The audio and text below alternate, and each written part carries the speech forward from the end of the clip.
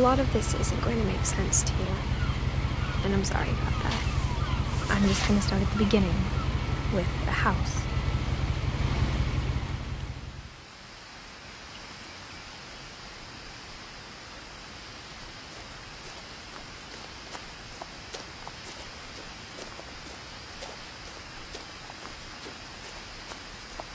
I lived here until I was 11, but I wasn't allowed inside half the rooms.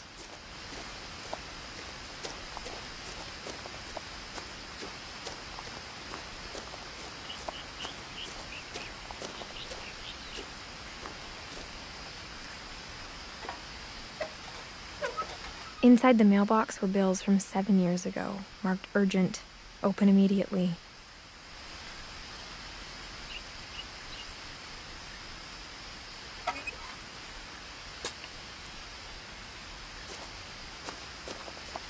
I hadn't been back since my brother Lewis's funeral.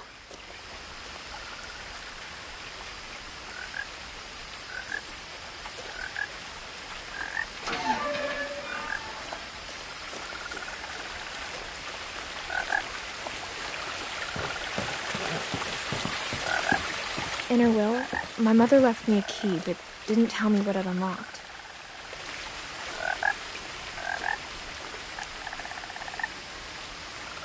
Maybe she thought I'd know, or she thought that the mystery would be enough to bring me back.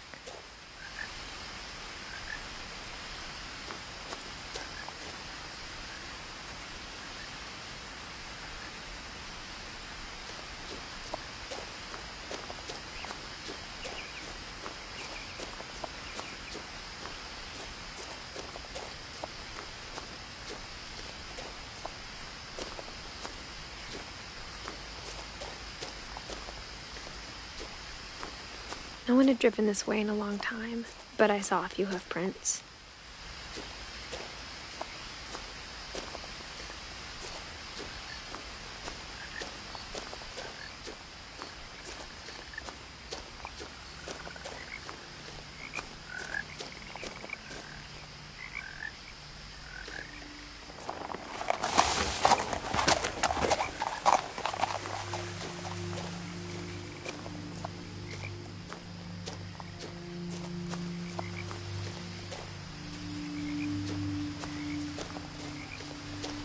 The truth is, even after I inherited the house, I never thought I'd come back to it.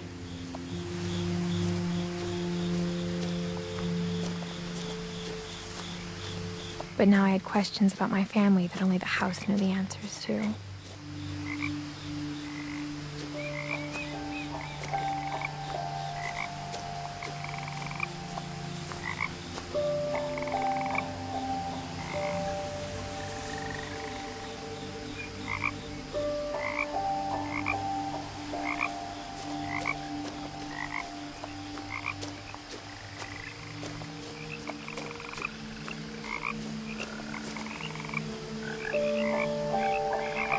The house was exactly like I remembered it, the way I'd been dreaming about it.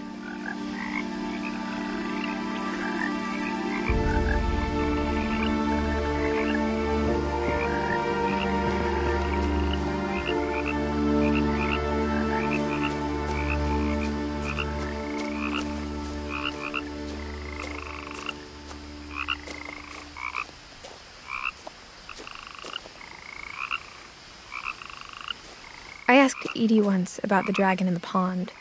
She said it had killed her husband.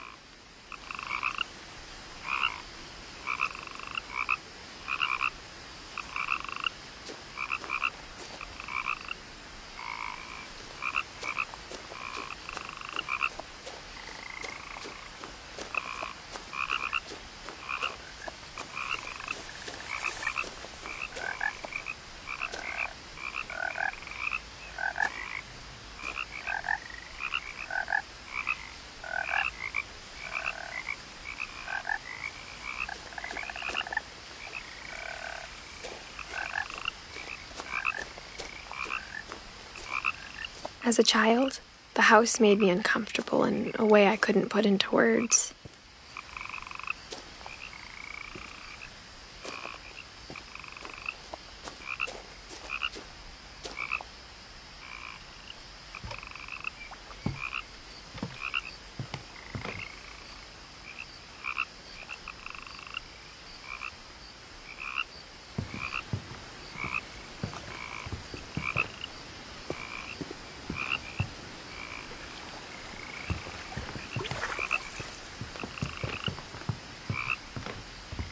Now, as a 17-year-old, I knew exactly what those words were. I was afraid of the house.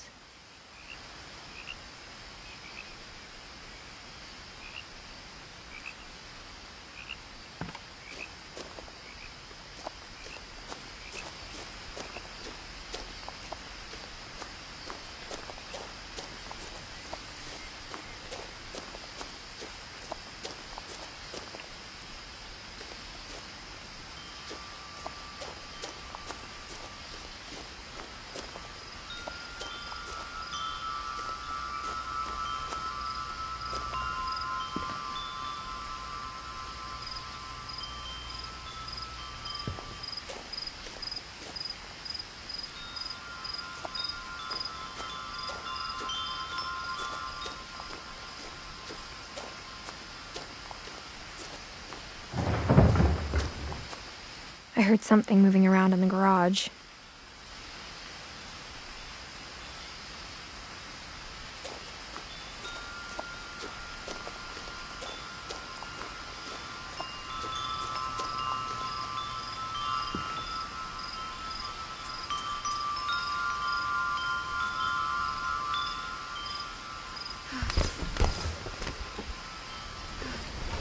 Crawling through the doggy door used to be a lot easier when I was 11.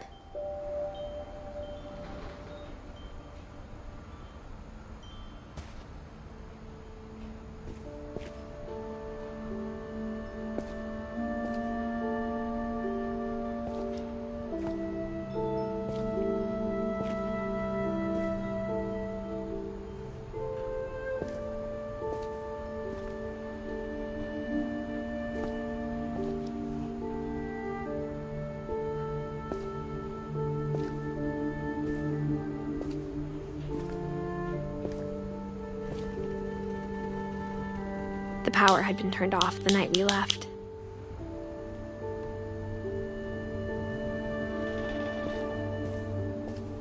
For the first time in years,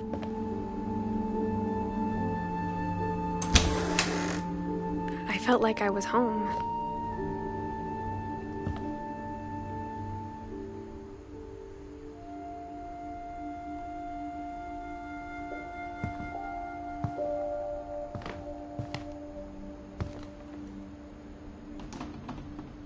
But instead of a family, there were just memories of one.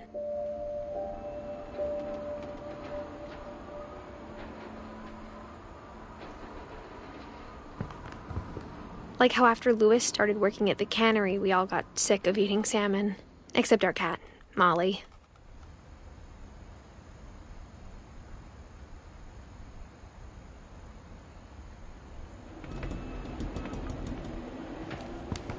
Or how only one restaurant would deliver to our house, so we had Chinese a lot.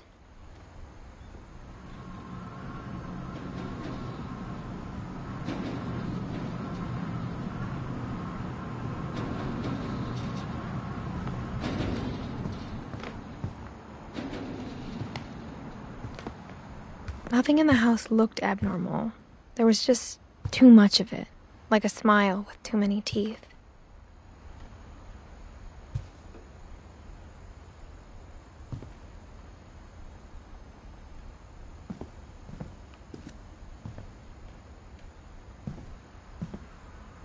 My mom wasn't much of an optimist, but she never stopped believing that my brother Milton was alive.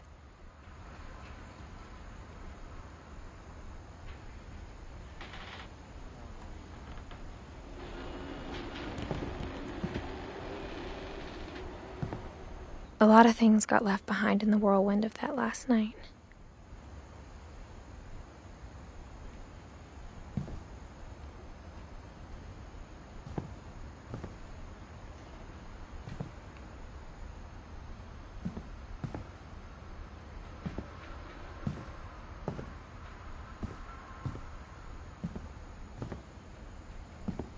Mom always told me to stay out of the basement, so I wasn't too surprised when the key didn't fit.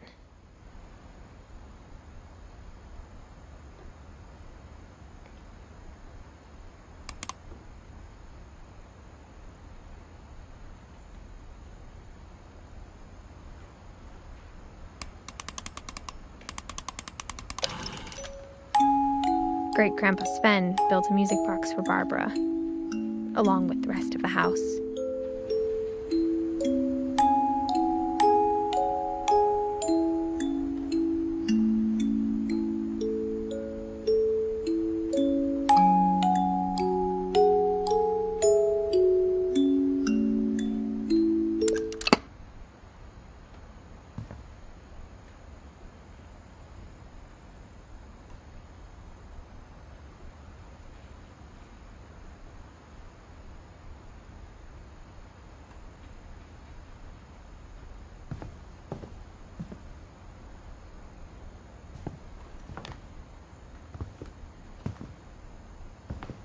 Even the fireplace had a story. Edie told me the bricks came from the original house, after it sank.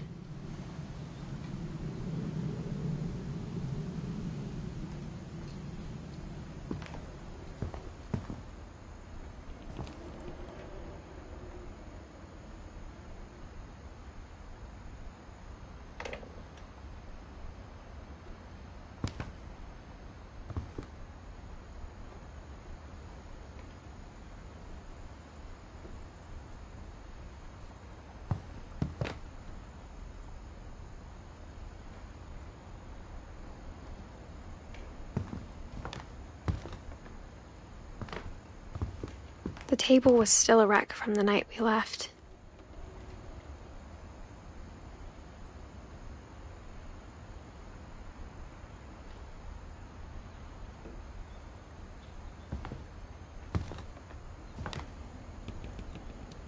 It was like a bomb had gone off, killing everyone but sparing the furniture.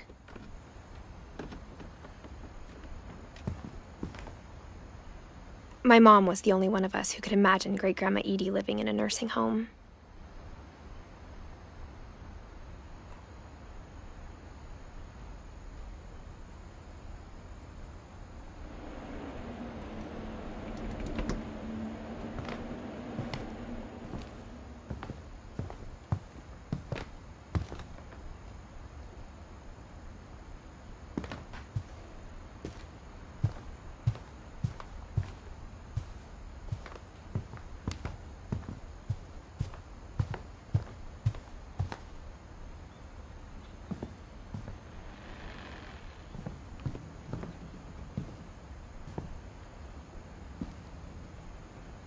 After Milton disappeared, Mom sealed up all the bedrooms. Then Edie retaliated and drilled peepholes.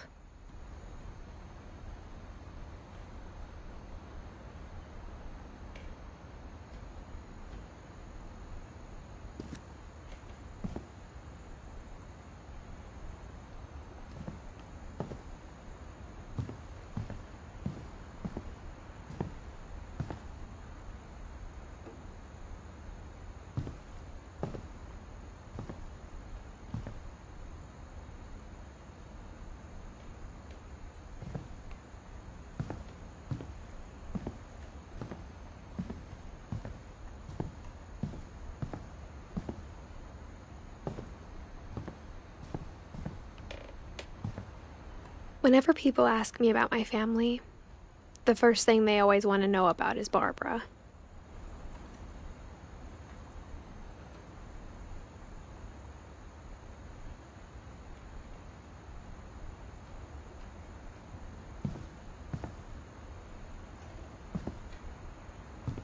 Edie's father, Odin, built the original house.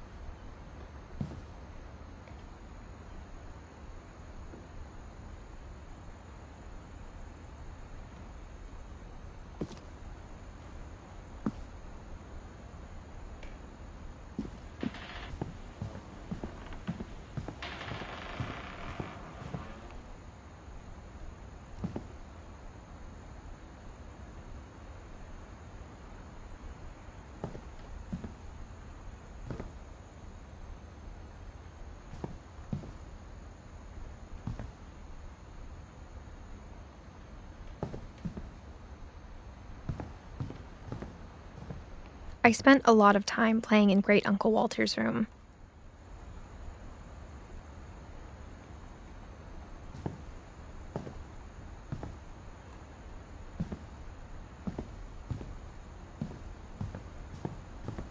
Lewis told me there were secret passages, but I never believed him.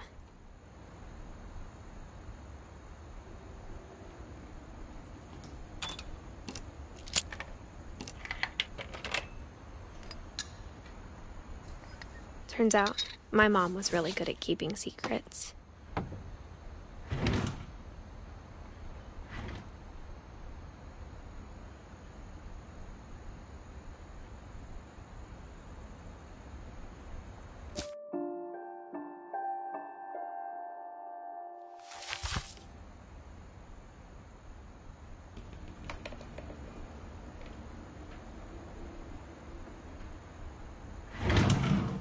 Now it was time to find out what my mom had been afraid of.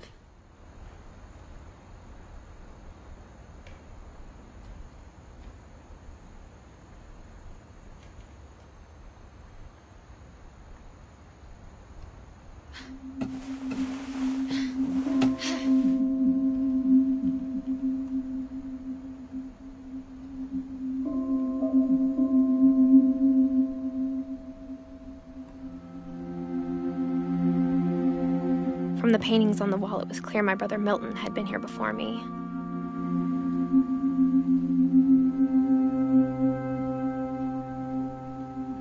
Reading this, maybe it sounds like I had a plan.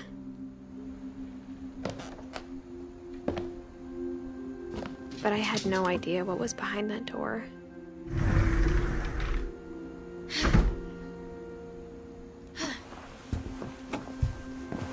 Just like I had no idea where all this was gonna lead.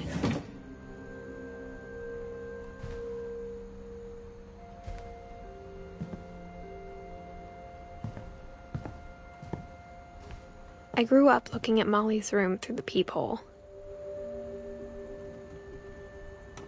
Molly's gerbil had a tiny bedroom with its own even tinier gerbil cage.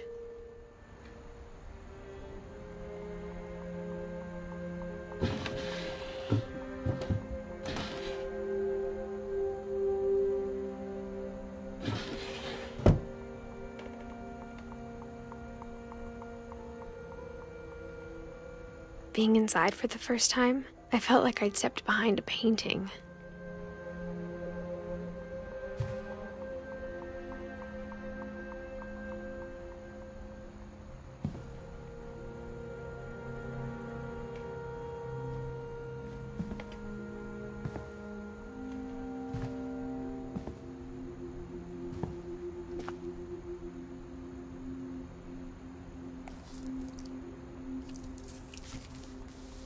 December 13th, 1947.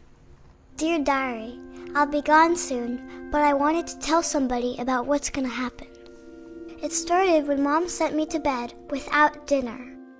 I woke up and I was starving, so I looked around for something to eat.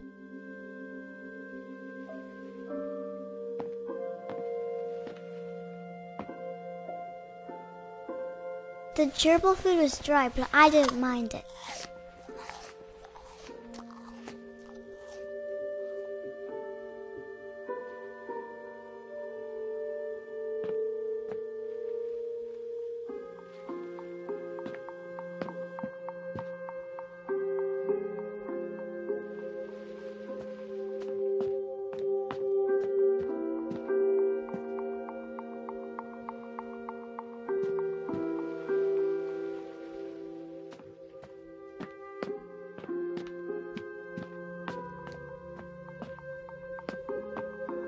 My Halloween candy was all gone.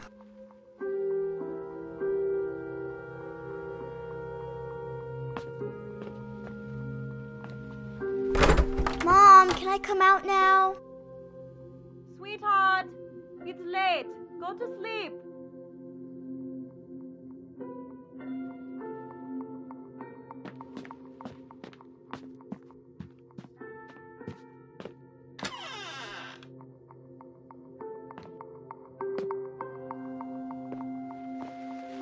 I kept eating and eating.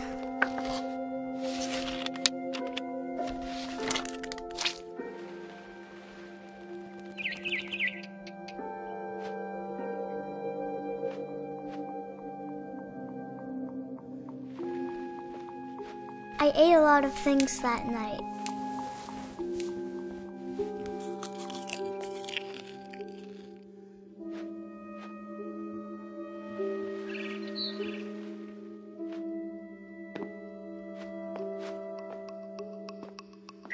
Then I heard chirping outside my window.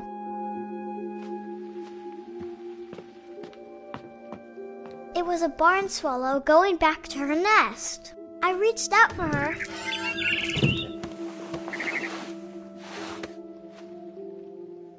And suddenly, I was a cat.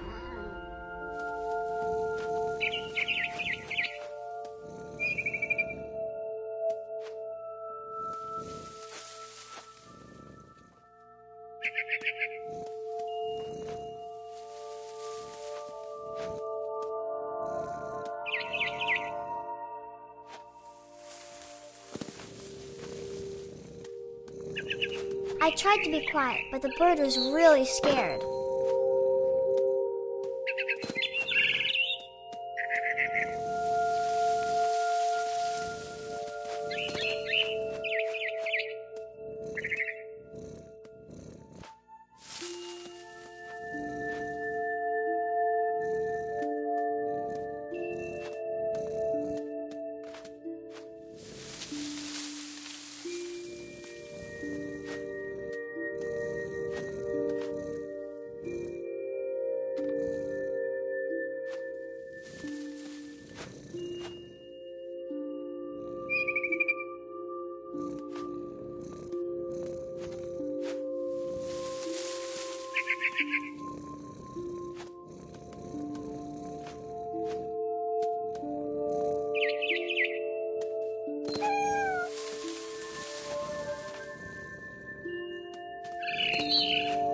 Mom and Dad didn't even look at me.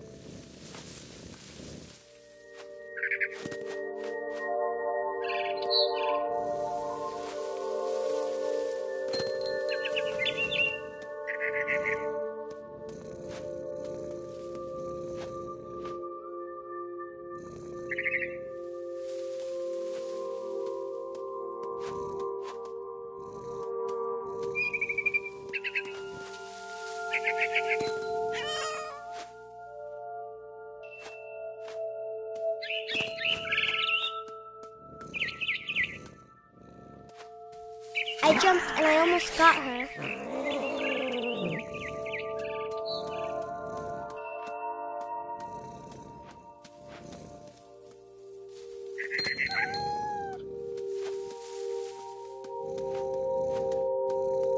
I could tell she was getting really tired.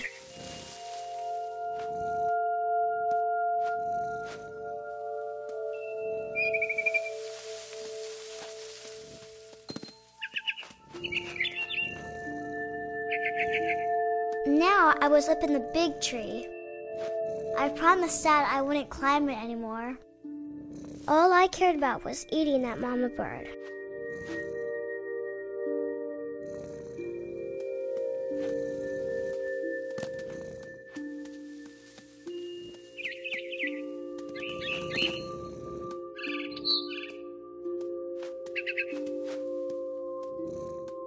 I gobbled her up. And suddenly, I was an owl. First, all I heard was the wind.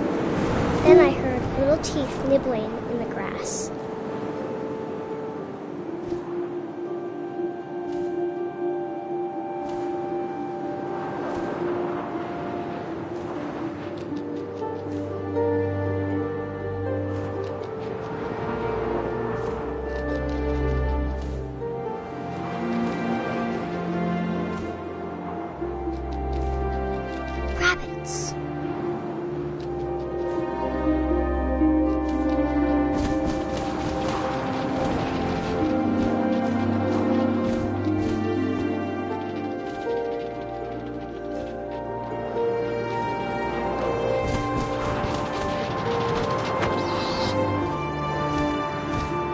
I imagined his face looking up and seeing mine through my talons.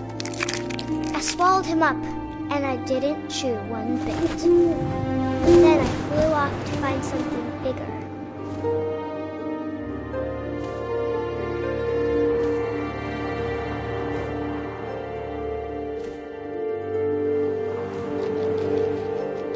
A mama rabbit.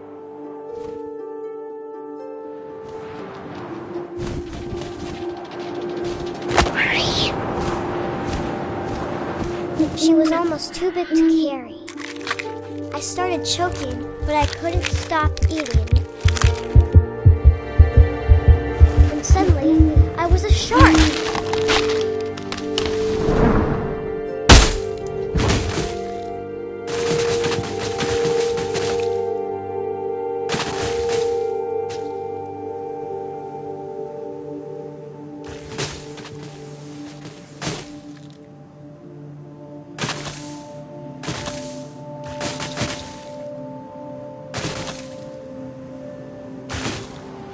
I rolled off a cliff and into the ocean. Now, I was hungrier than ever.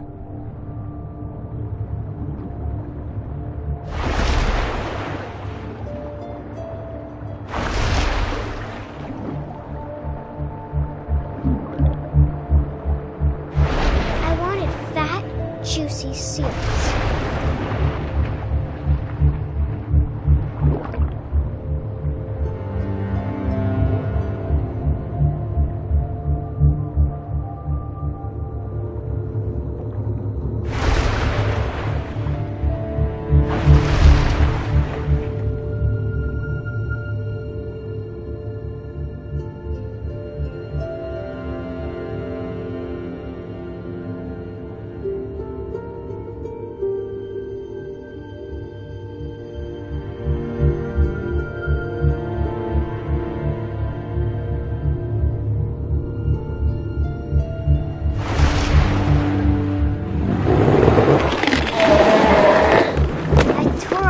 Flipper, and it tasted really good.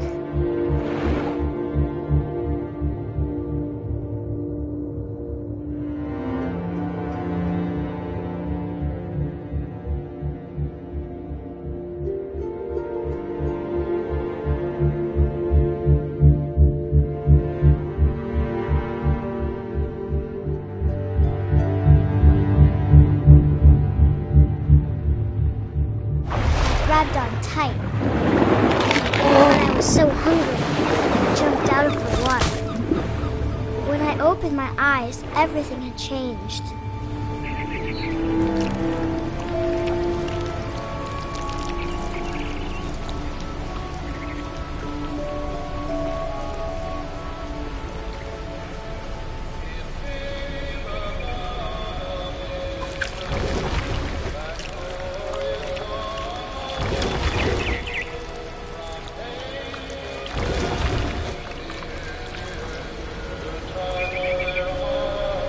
Now I was a monster, and I smelled people everywhere.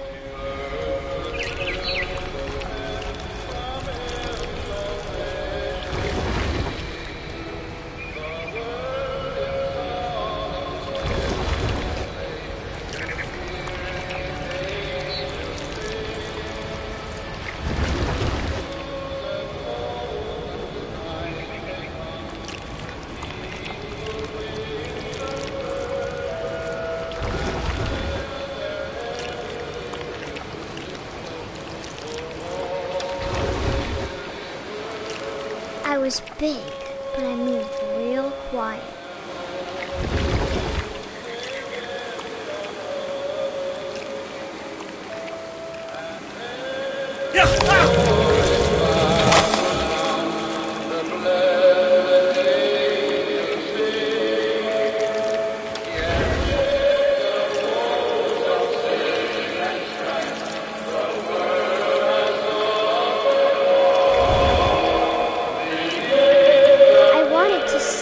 But also, I didn't.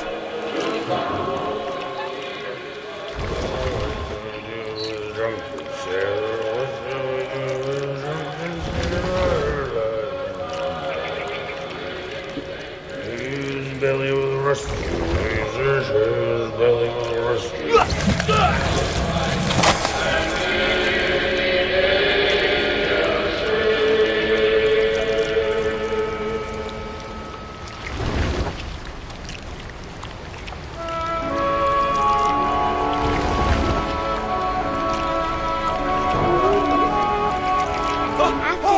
Passenger, I was still hungry. And to cross the water, I smelled something new. Something I had to have, so I swam towards it.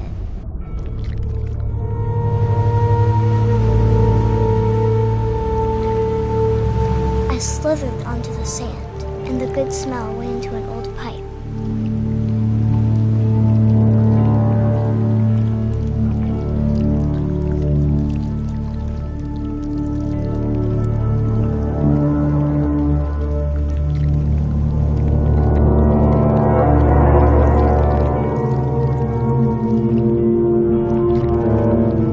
Closer and closer.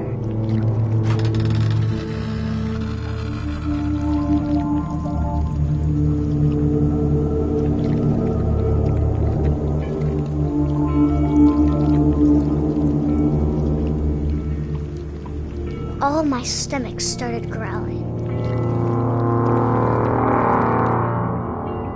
And suddenly, I was me again. I held my breath for a long time, but I couldn't hear anything.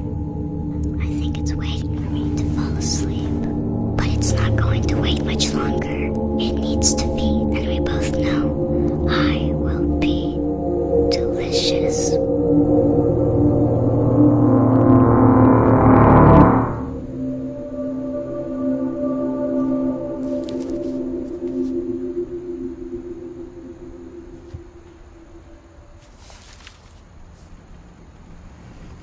I'm not sure if I believed all of that, but I'm sure Edie would have.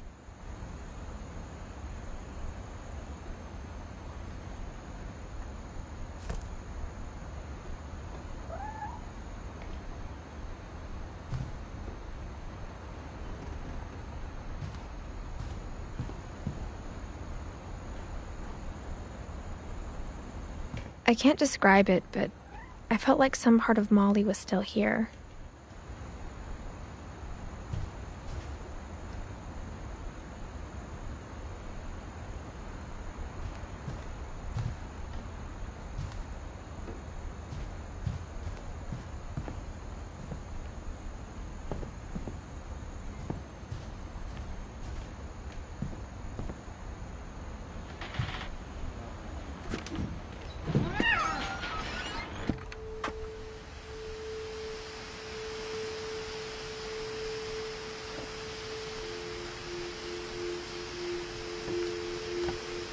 This will be obvious later, but my mom never told me any of these stories.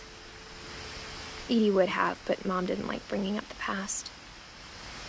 Though, when we adopted a stray kitten, she was the one who named it Molly.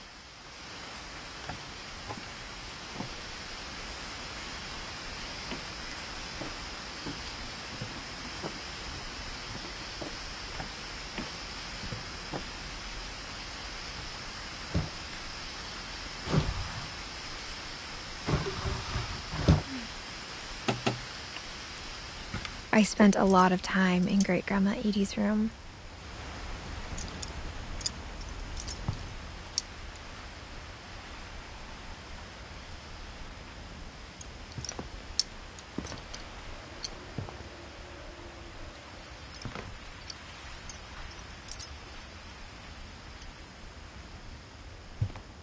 Her room was like a museum.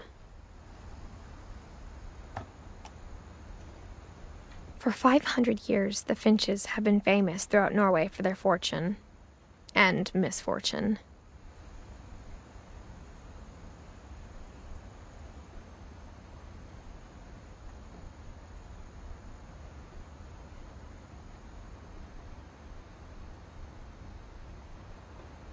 Odin Finch buries the latest victims of the family curse, his wife Ingeborg and their newborn son, Johan.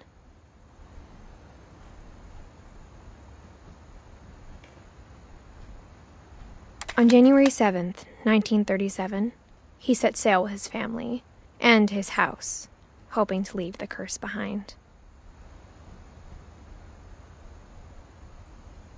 But 40-foot waves off the coast of Washington send the house and Odin to the bottom of the sea.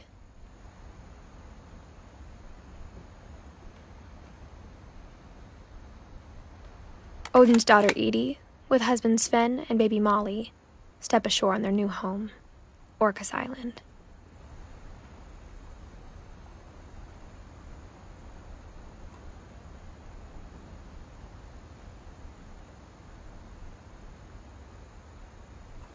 Odin Finch is the first to be buried in the new family cemetery. His daughter Edie is already dreaming of a new Finch house.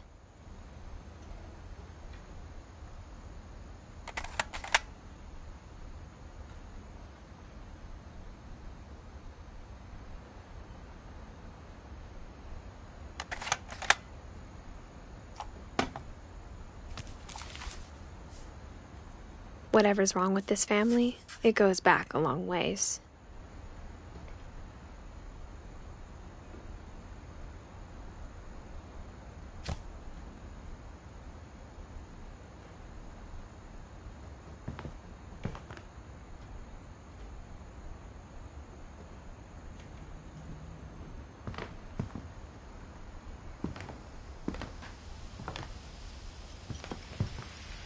Louis died a week before we left, but Edie had already started to memorialize him.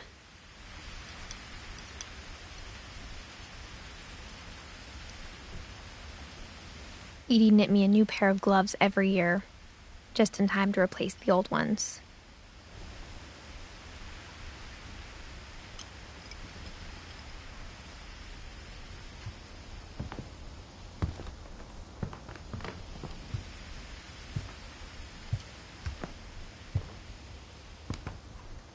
Even in her 90s, sometimes Edie seemed a lot younger than my mother.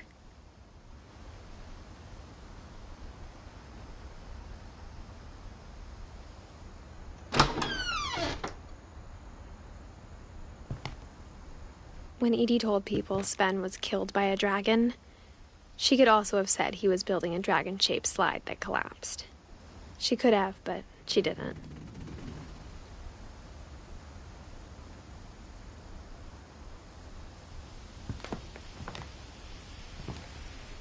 One summer, they evacuated the island, but Edie refused to go. For a few weeks, she was a celebrity.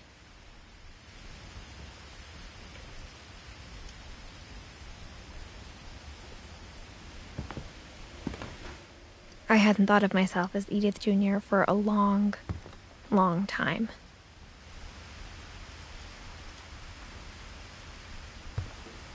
Edie gave a big interview about a mole man living under the Finch house. My mom was furious.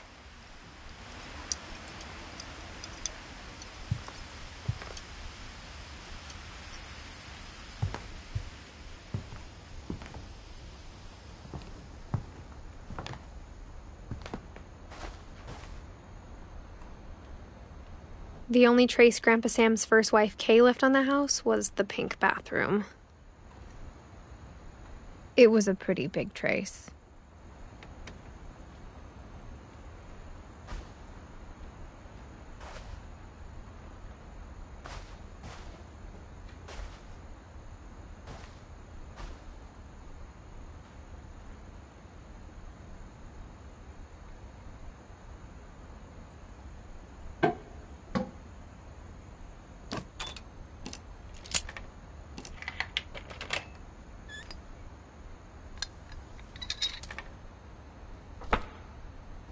There's a secret in this bathroom. It's in the last place you would look.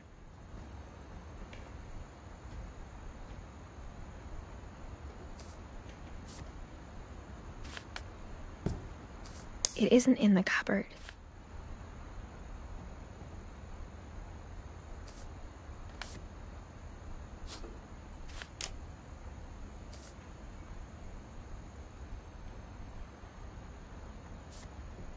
It's hidden in this book.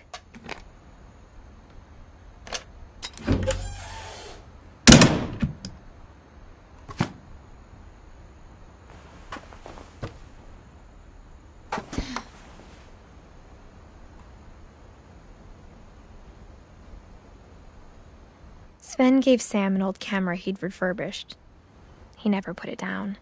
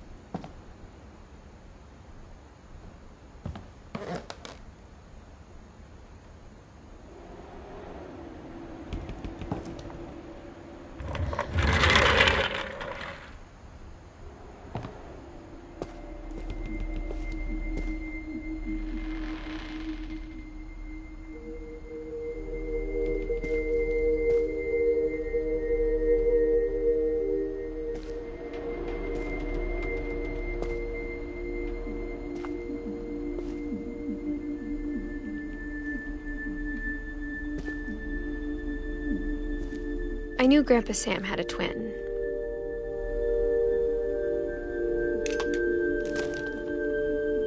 And that he never talked about him.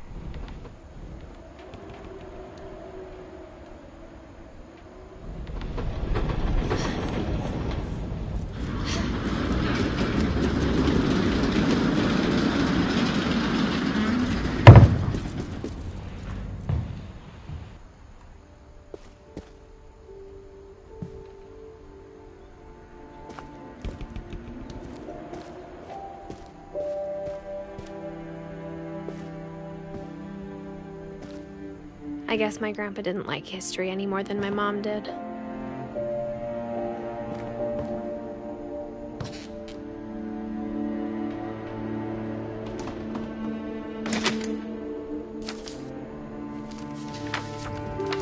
How I Want to Remember My Brother by Sam Finch. The thing I remember is that when he made up his mind, that was it.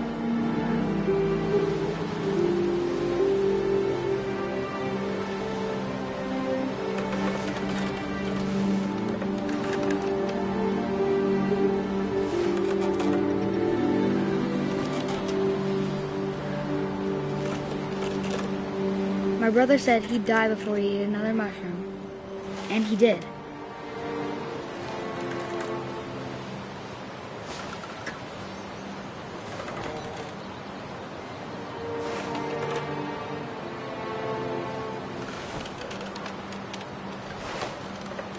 At Barbara's funeral, we swore we'd never be afraid again, and he wasn't. I think Calvin always wanted to fly. Sam! Calvin! Dinner's ready! Coming! But that day, he finally made up his mind to do it. I told him going around was impossible. Maybe if I hadn't said that,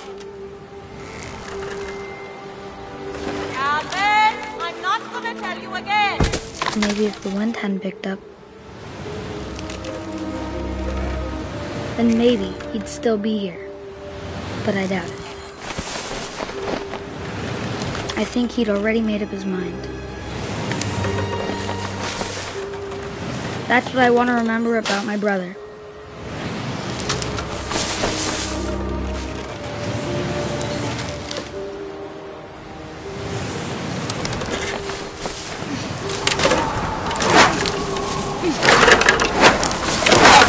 The day he made up his mind to fly.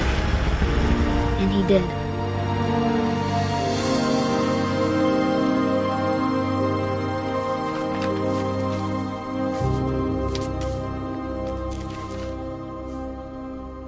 Calvin's story felt strangely familiar. When I was younger, I remember trying to do the exact same thing.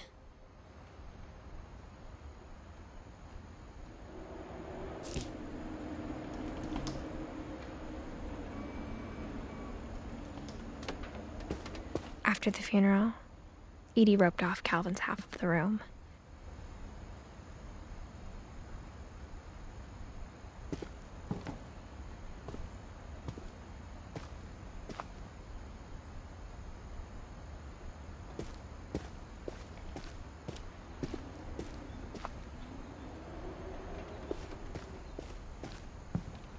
The passages were a pretty tight fit. They'd obviously been built for smaller hands and bellies.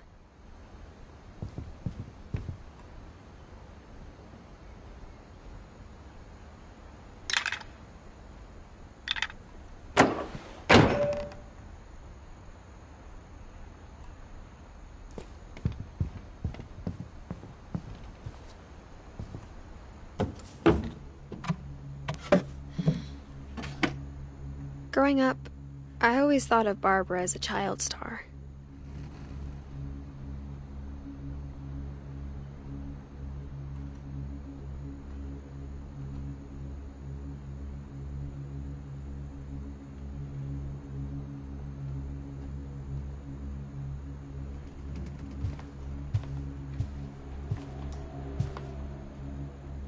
I never thought about how hard it must have been for her afterwards.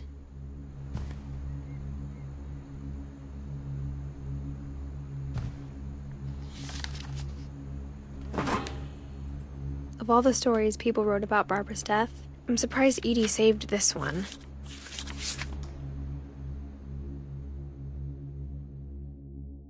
Old Jack here with another ghastly tale inspired by America's most unfortunate family.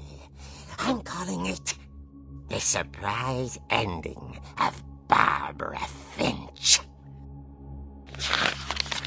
As a child star, Barbara was famous for her scream. Now at 16, she was all washed up, a has-been. But in a lucky break, she'd been asked to perform her signature scream at a local convention for monster movie fans. It was just the boost her career needed. Unfortunately, her scream hadn't aged well. Getting better. I think you just need the right motivation. Her biggest fan and current boyfriend, Rick, was about to demonstrate when... Now that was a great scream. It was Barbara's father, Sven. He'd slipped into a table saw and had to be rushed to the emergency room. So Barbara got stuck babysitting her youngest brother, Walter. Her convention comeback was cancelled. Okay, I'm hearing frustration, but I'm not hearing terror. What if I tried... A gang of hoodlums in Halloween masks have been terrorizing Orcas Island tonight. Police are urging residents to... That came from the basement. You're right! Also, I loved your delivery on that. Why is your basement door locked? Because my dad likes making puzzles and secret passages. There's a key hidden in the music box. The secret is to keep winding and winding until finally the key pops out. Thanks, babe. I'll be back in a sec. 20 minutes later, Rick hadn't returned. So Barbara went to look for him, right on cue. She reached for the music box. And as she wound the key, she listened for Rick, but the house was silent.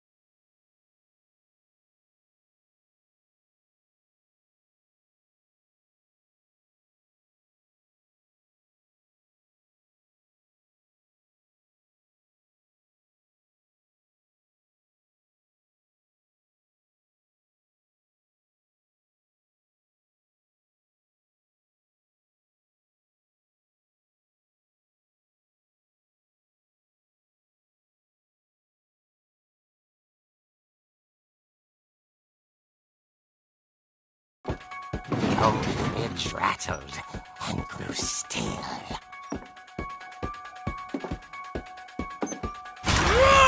Oh dear!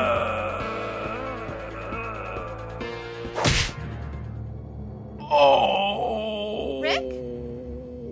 Barb, relax. I was just trying to scare you to help you find your scream. Well, I'm not scared, Rick. I'm furious. Then act furious. All I'm getting from you now is that you're hurt and confused and you're... She threw him out, but she kept a little something to remember him by. Barb, have you seen my other crutch? And she was still holding it when she fell asleep watching the late picture show. Hours later... Barbara! Walter, what's going on up there? Ah! Okay, I'm coming up, but if this is a trick, you're dead, Walter.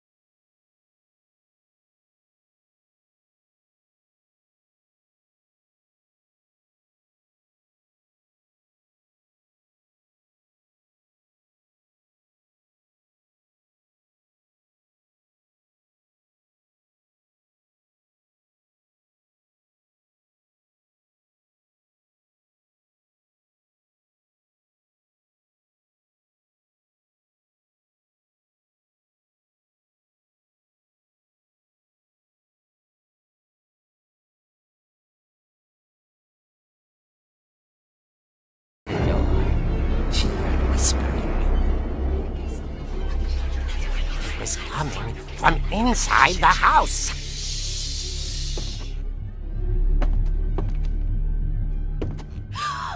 Oh dear. Surprise! Bravo, Bob! You were wonderful! The monsters had come to surprise her. For Barbara, it was a dream come true. Then she saw what kind of monsters they were, and she realized what was about to happen.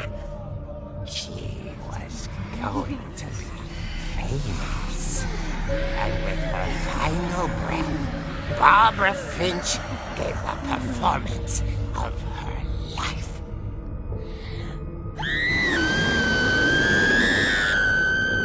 I wasn't there myself, but I hear Barbara was magnificent.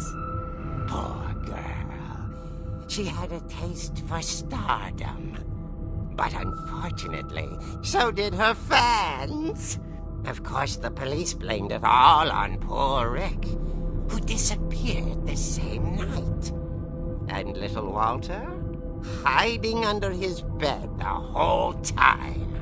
He took it all pretty hard, but that's another story. As for Barbara, tucked inside the music box is all they ever found of her. Her ear. Now that's what I call a real eerie tale.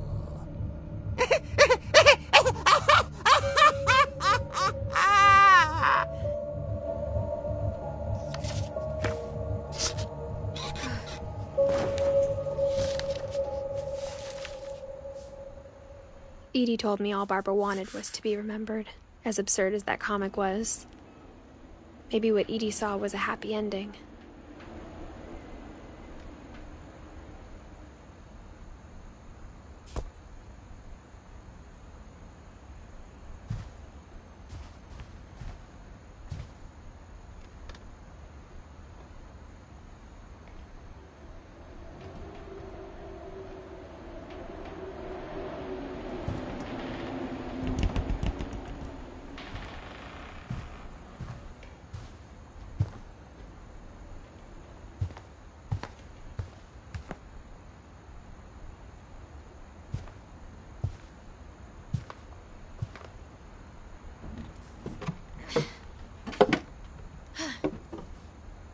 I guess now I know why Mom didn't like me playing with the music box.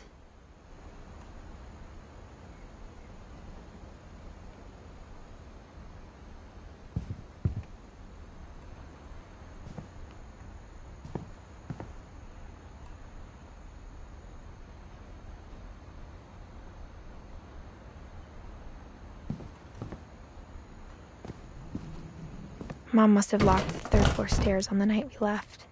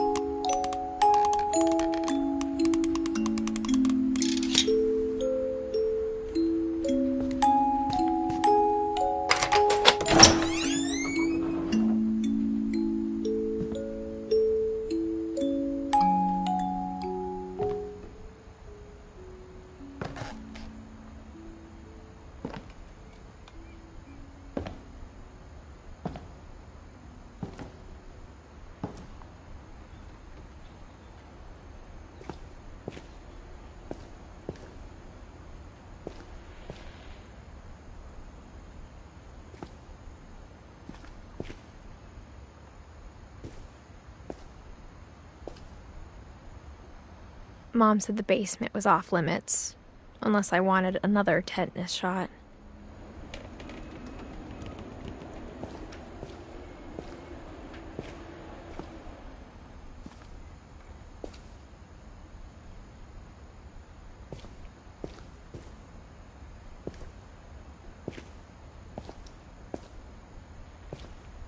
I saw Edie sneak down to the basement once, carrying packages.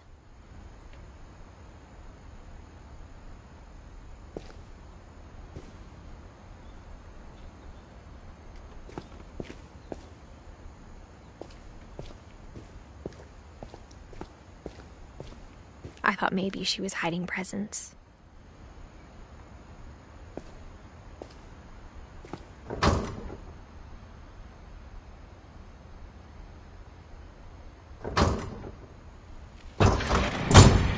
It turned out she was hiding a lot more than that.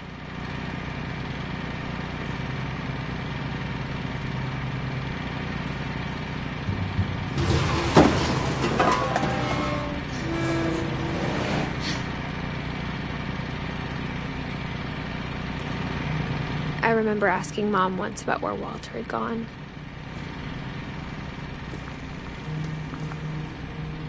She said after Barbara died, he got as far away as he could.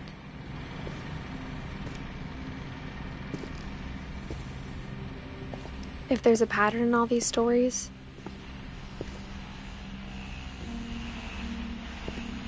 I think it's that none of us has gotten very far.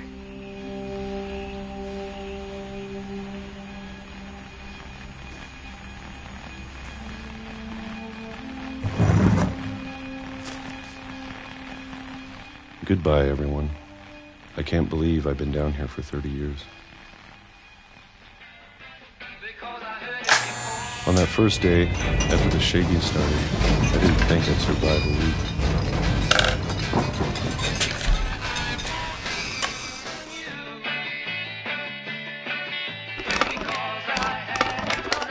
But after a few days, I settled into a routine. That's what kept me sane. Having a schedule, living for today. I always expected to be dead tomorrow. But if you wait long enough, you get used to anything.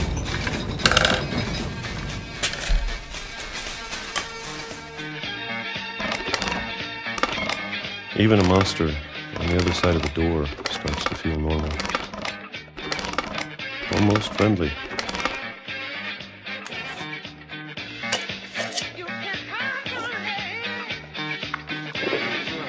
And then one day, everything just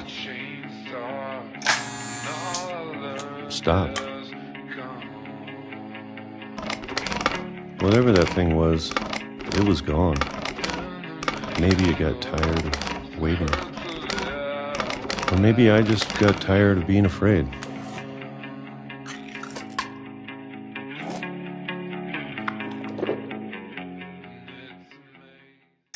It's been a week now. The longest in 30 years. I'm done waiting.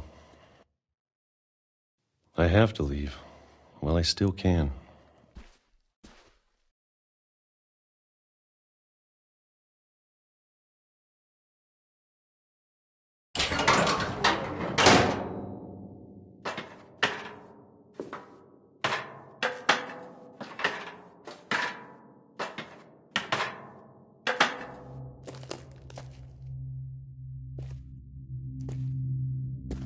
I know it's out there, somewhere.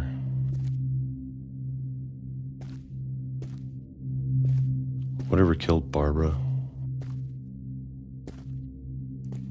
and Molly and Calvin.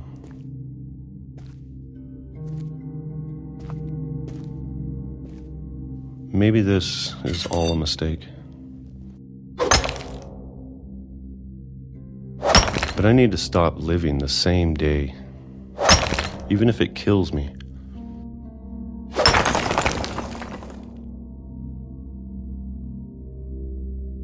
Whatever's out there, I want you to know I'm ready for it. I'm going to appreciate all of it, especially the food. I don't mind if I only have a year left, or a month, or a single week. I'd be happy with one new day.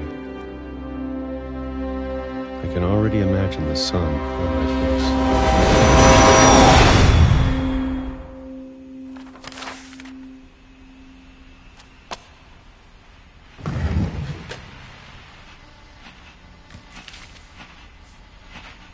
Walter died when I was 6. I can't believe my mom never told me he was down here.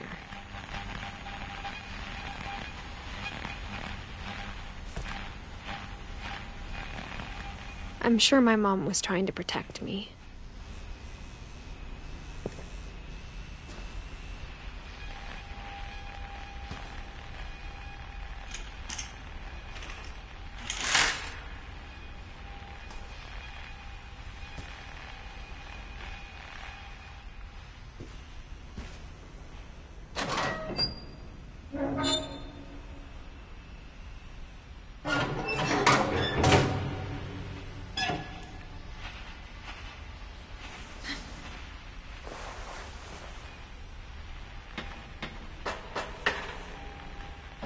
Maybe she was afraid I'd end up like Walter.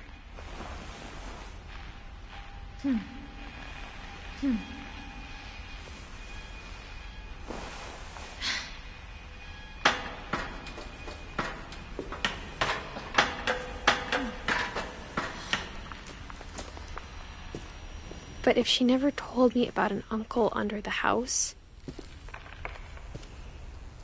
I can only imagine what else she was hiding.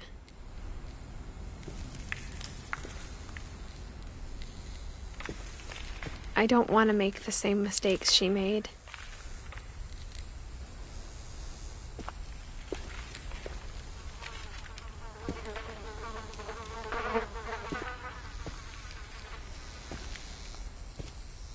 Trying to bury something that's still alive.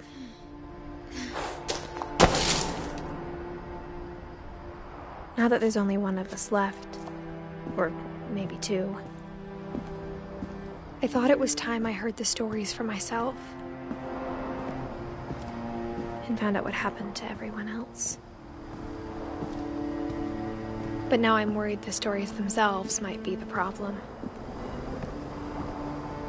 Maybe we believed so much in a family curse, we made it real.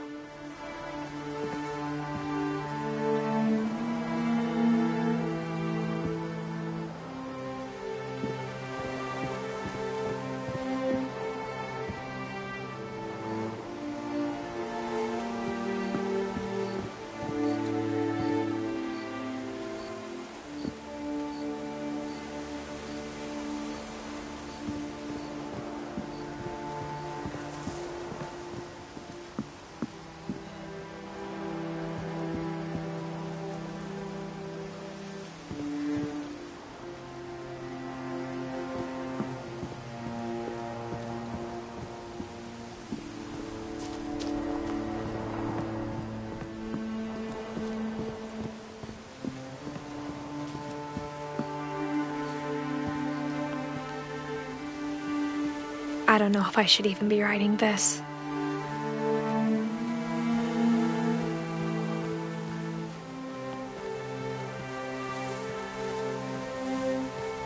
Maybe it'd be better if all this just died with me.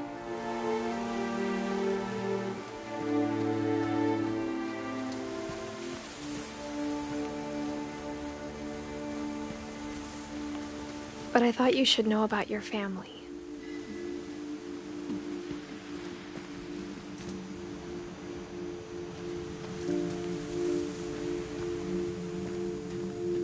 And the history you're a part of.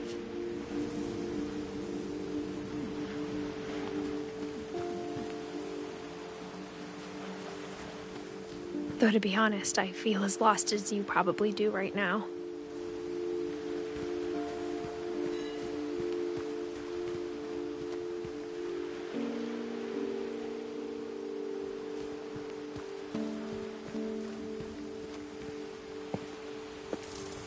I think the people in these stories believed them, for what that's worth.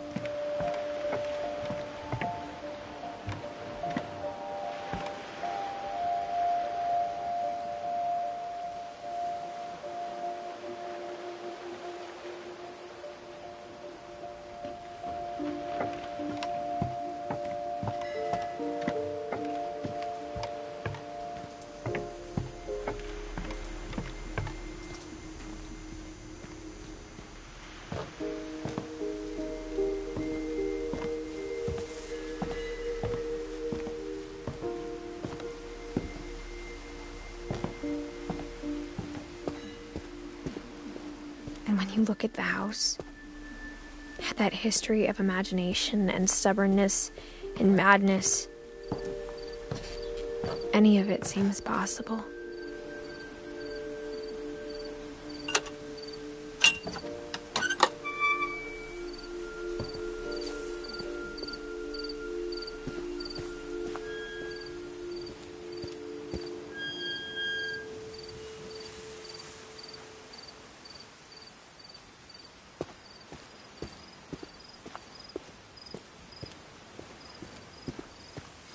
I think we've been surrounded by death for so long, we've just gotten used to it.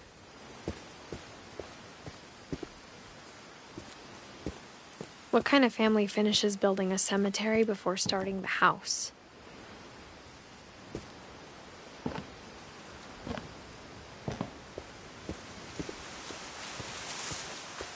It's embarrassing for me to admit this, but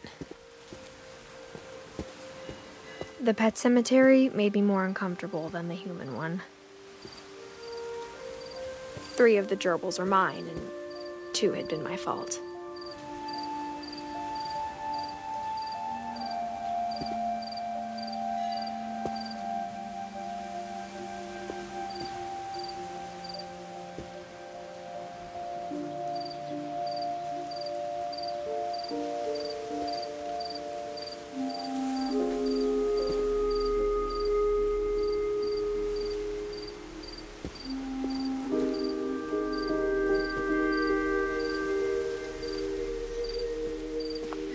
Sven built the house, but it was Edie who designed the cemetery.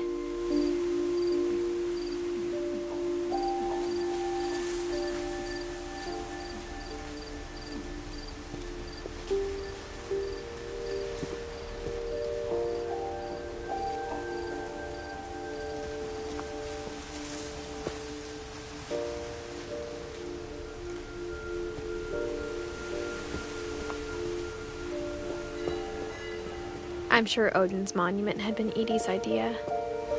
My mom was always trying to move on, but for Edie, the past never went away.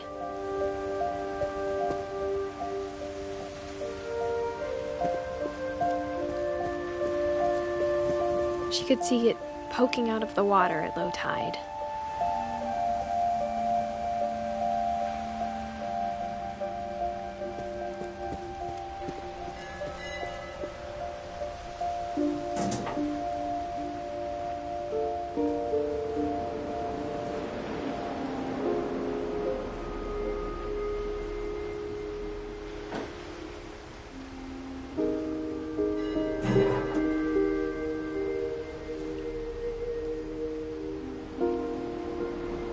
Edie said she dreamed about the old house every night.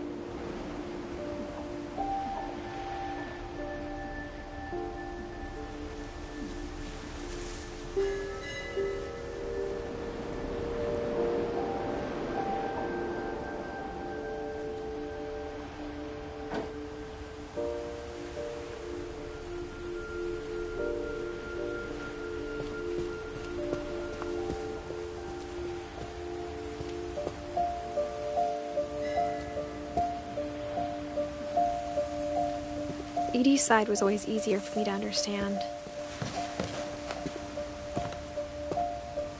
But the older I get, the more I can see where my mom was coming from.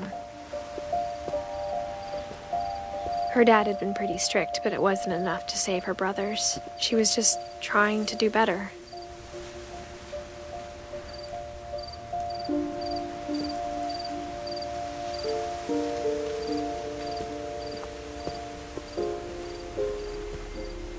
She lost 2 of her brothers, just like I did. I get why she tried so hard to protect us.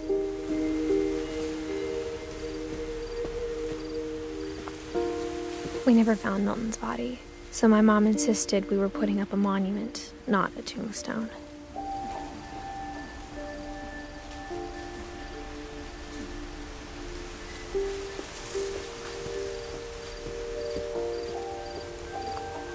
There's so many things I wish I could ask my mom now.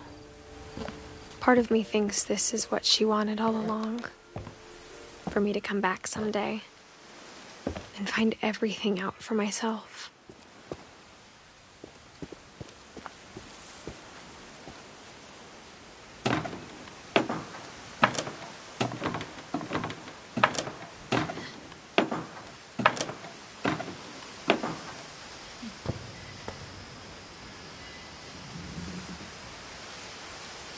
But looking back on it now,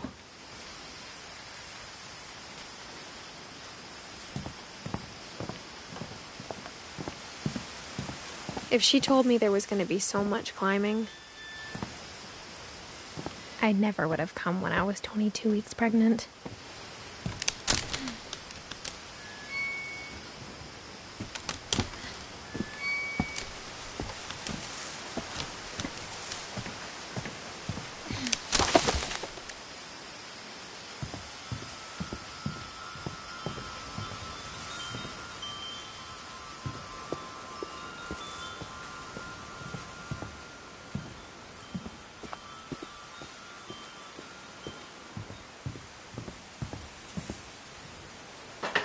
I never met Grandpa Sam, but I think he and my mom had a lot in common.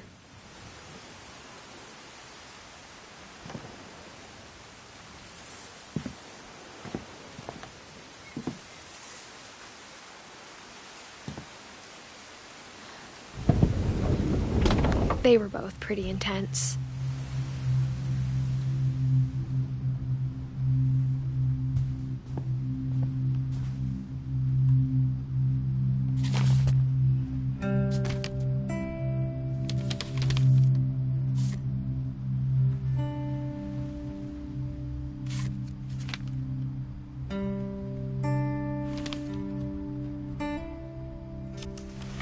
Dawn, I promise, you'll never forget this weekend.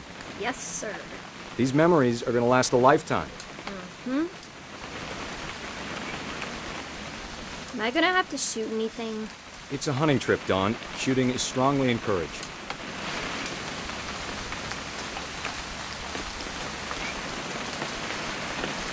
What?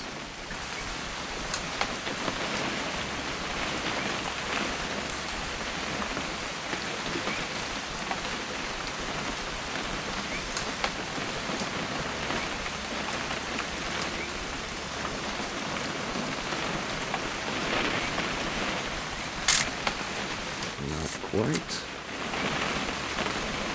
It's too early, Dad. Perfect. It's gonna rain the whole weekend, isn't it?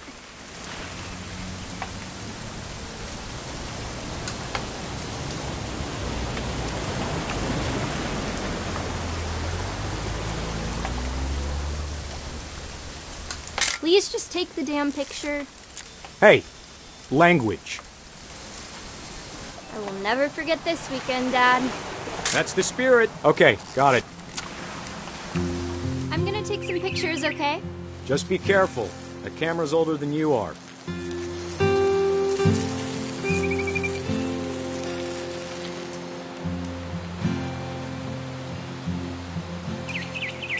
You're right, Dad. It's starting to clear up. Still freezing, though.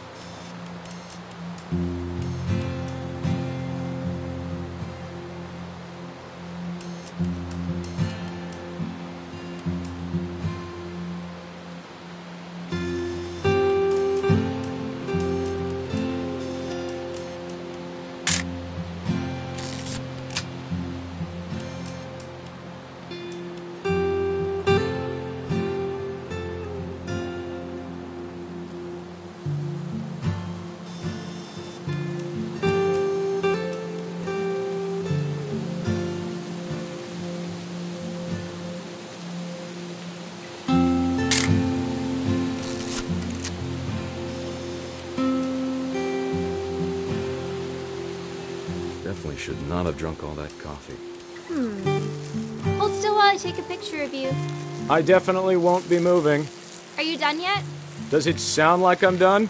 Nothing quite. Hey! That's a keeper. I'm just saying, I'm not always gonna be here, Dawn. You'll need to remember this stuff, if you want to survive. I'll be fine, Dad. You know who else thought he was gonna be fine? Some guy who died. Dawn, I'm being serious. I know, Dad. You're always serious. Doesn't being out here make you want to chill out? Well, to tell you the truth, I haven't been out here in 20 years. Dawn, don't you think you could find something more interesting to photograph? Last time I was with my brother Calvin. Man, that was a great trip. Your grandpa Sven taught us how to fish, how to build a fire. We found an old logging trail. There were deer everywhere. I bet if I could remember where that trail was, we'd spot a buck for you in no time. Give me a minute to check the map.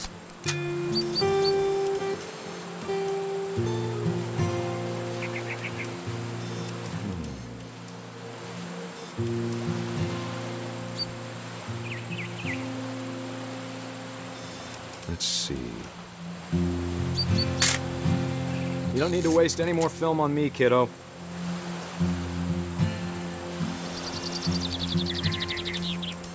Maybe.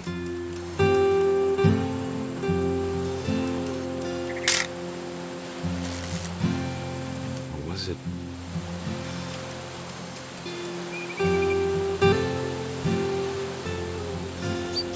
It could have been.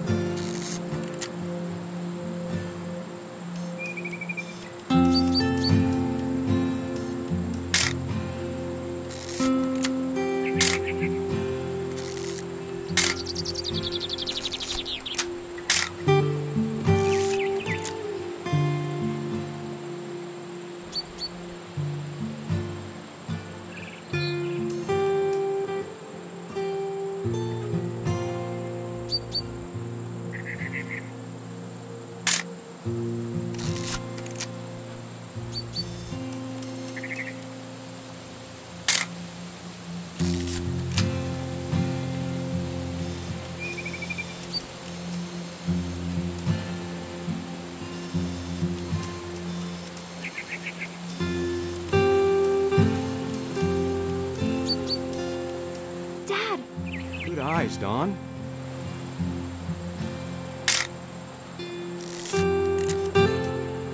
Before you take the shot, let me get a picture of you.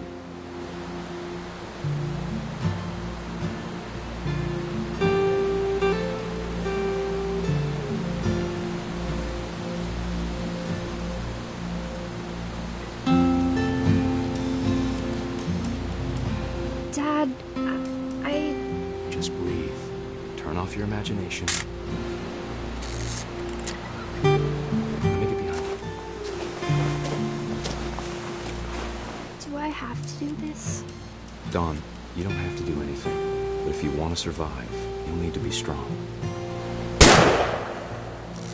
Great shot, Dawn!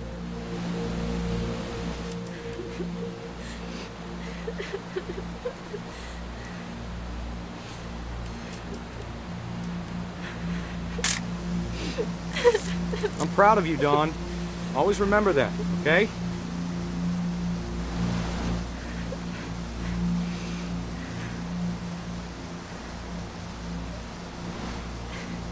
Sorry, Dawn. Just gotta reset the timer.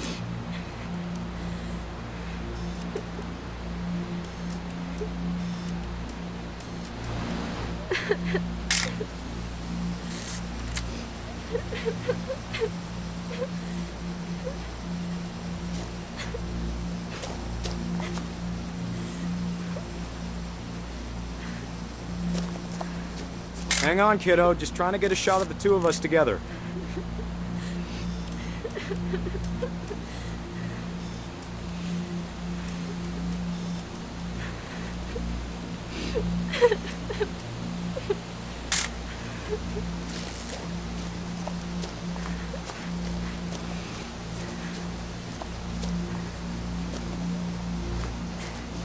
Dad, it's twitching.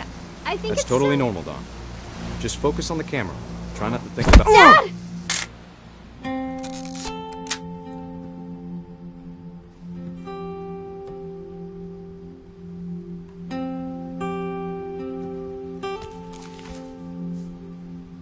Of all these stories, that's the one I wish most that my mom had told me.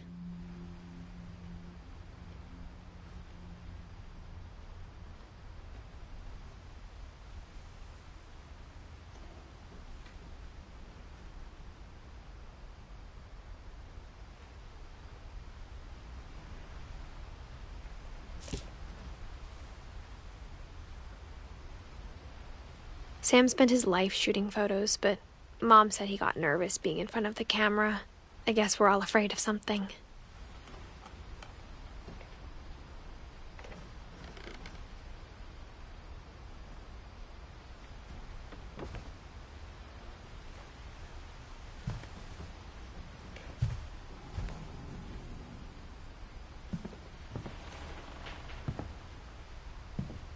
Instead of hiding from death, Sam seemed to go out of his way to meet it.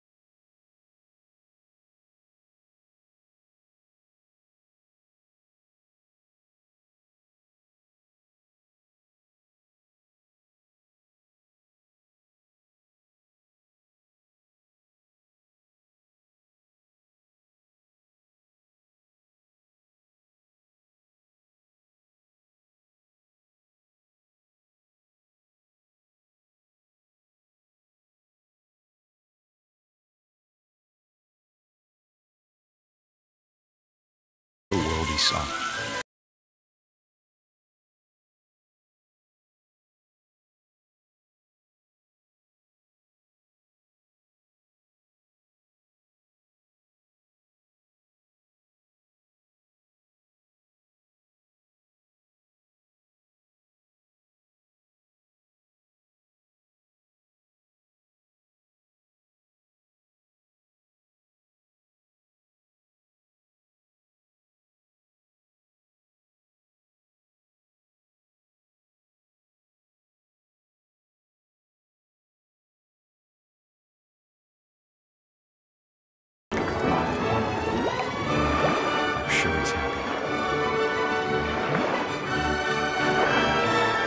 Want you to be happy too.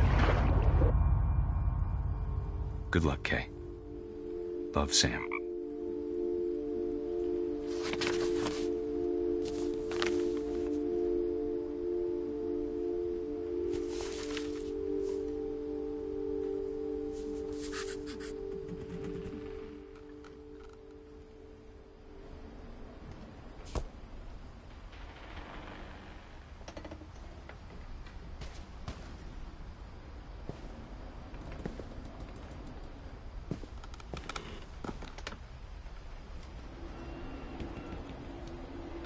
I can't imagine my mom ever writing poetry, and yet...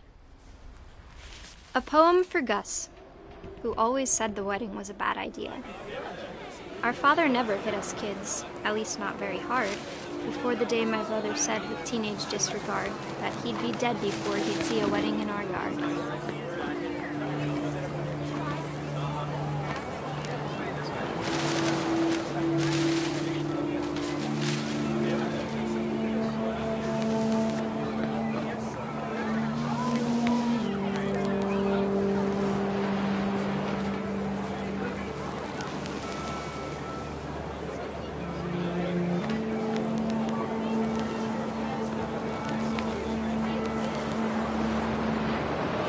Father made him come, of course, but Gus stood far apart, just flew his kite and bottled up the storm inside his heart.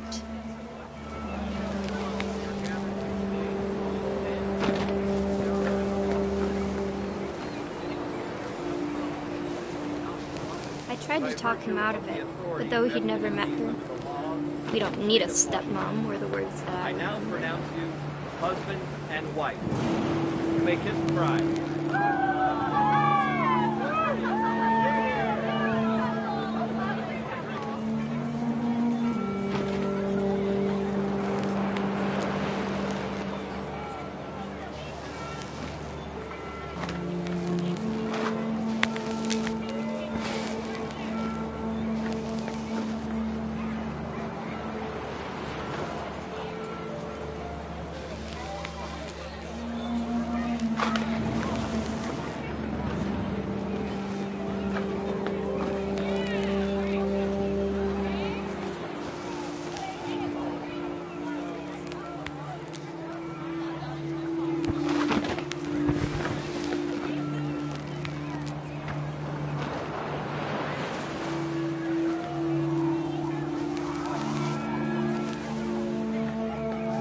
When the time for photos came, Dad ordered him to come here.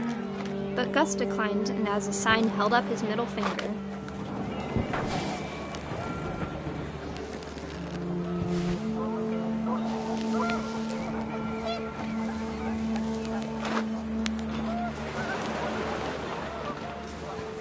The wind picked up, and panicked geese appeared and quickly went.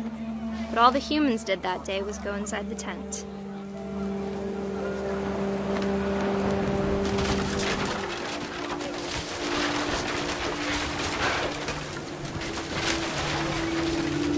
The rain came down in buckets then, but no one seemed afraid that nature might destroy the tent our dad had crudely made.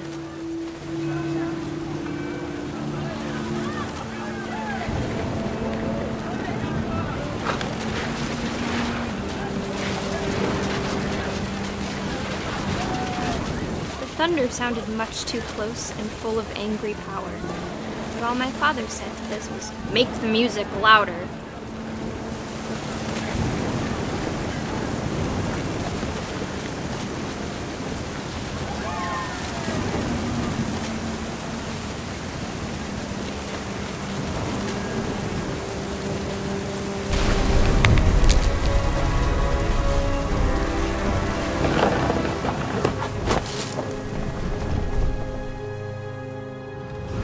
I wish that I could truly say I thought about you on that day.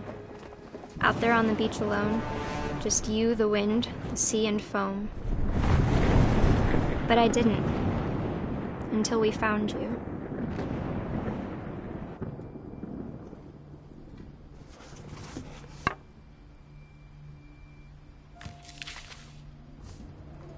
She never talked about him, but Mom told me once if I was a boy, they were going to name me Gus.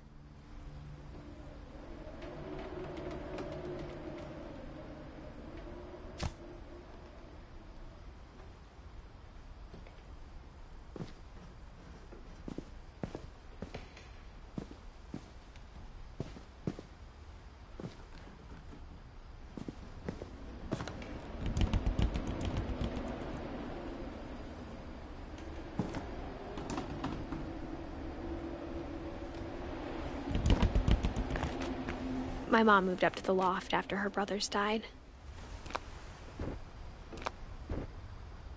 At the time, it was as far away as she could get.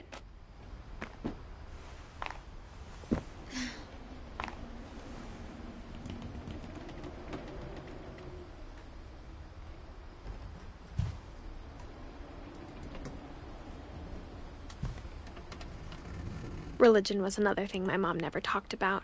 But I think it helped her a lot after her dad died.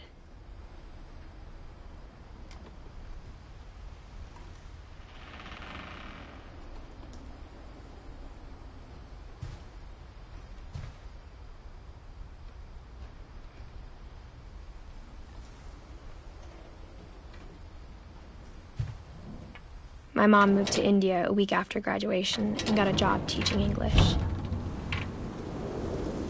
She spent a summer building houses in Calcutta, where she met my dad, Sanjay.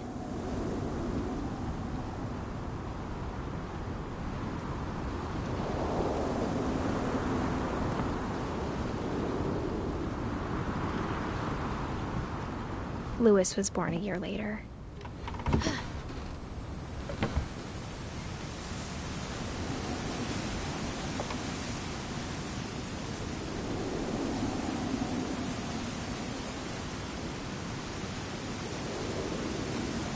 When my dad died, I don't think Mom knew where else to go.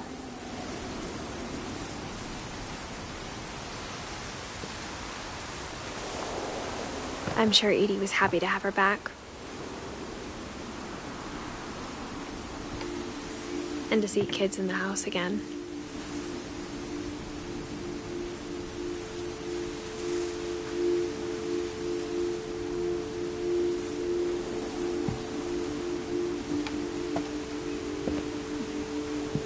The house had to get a little bigger, but Edie was used to that.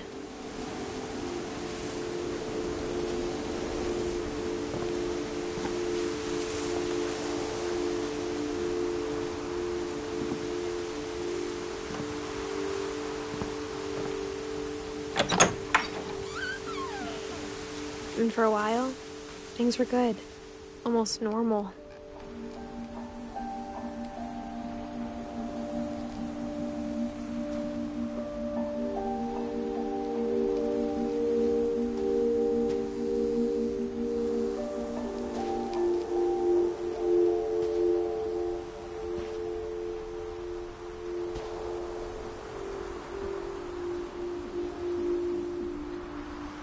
But it didn't last.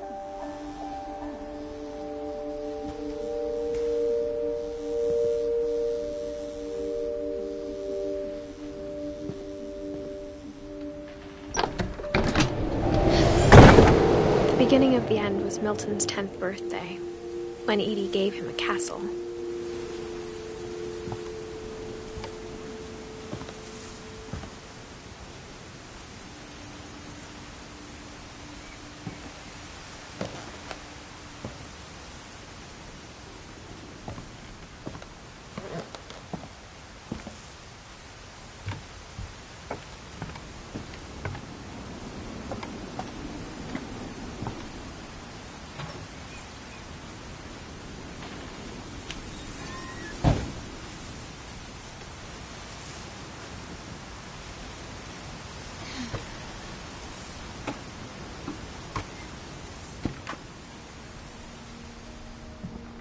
I think Edie was happy to finally have another painter in the family.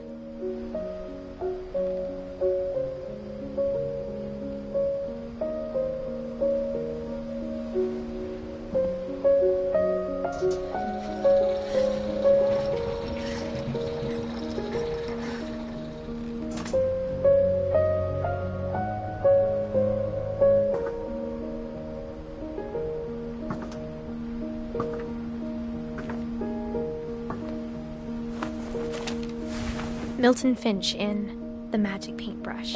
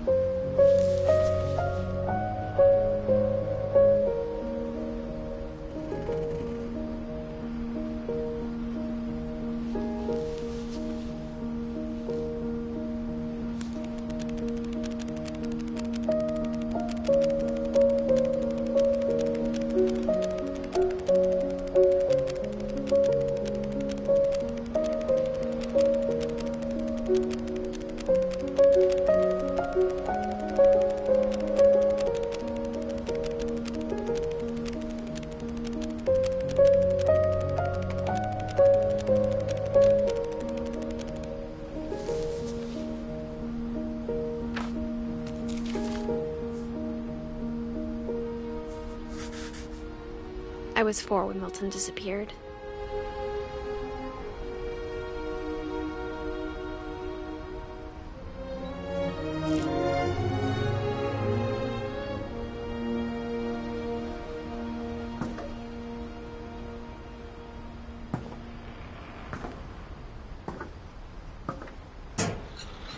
Mom spent months searching for my brother. Then she sealed the doors.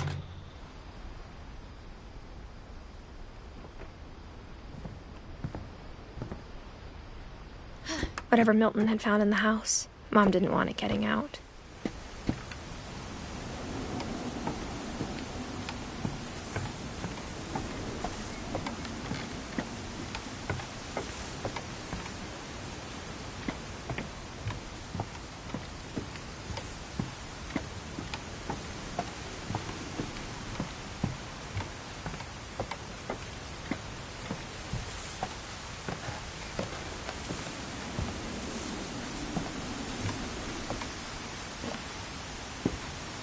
Mom definitely blamed Edie, but I think Louis blamed himself.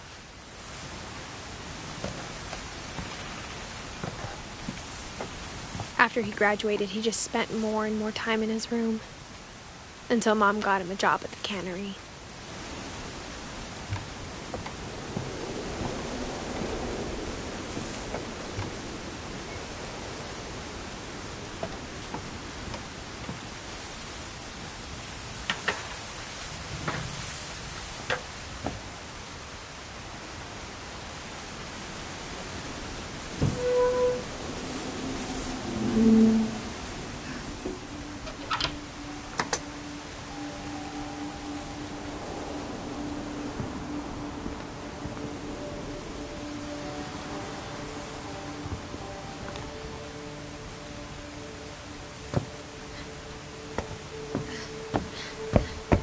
Louis's room smelled very, very familiar. That part of him lived on.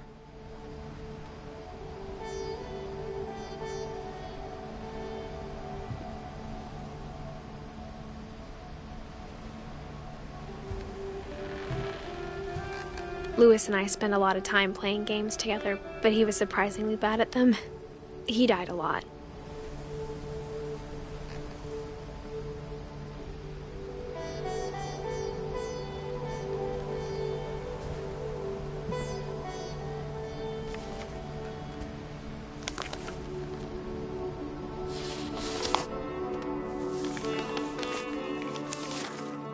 Dear Mrs. Finch, as Lewis's psychiatrist, I can understand your desire for an explanation. As I see it, the trouble began in January, shortly after we convinced your son to seek treatment for substance abuse. Newly sober, I believe Lewis first noticed the monotony of his daily life.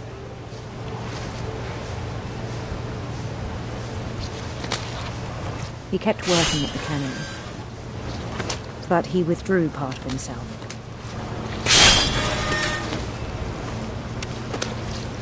In our sessions, I saw the same behavior. His mind began to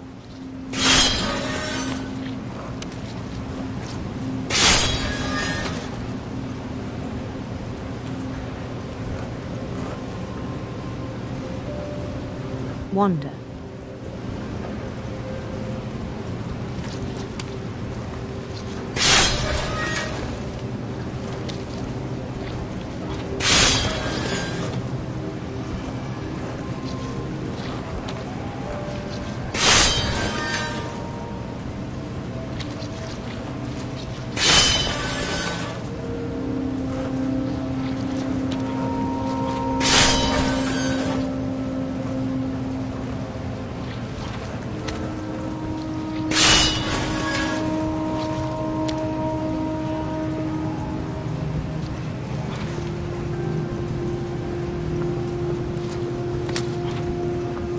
I asked him to describe it. He said he started small, imagining a labyrinth.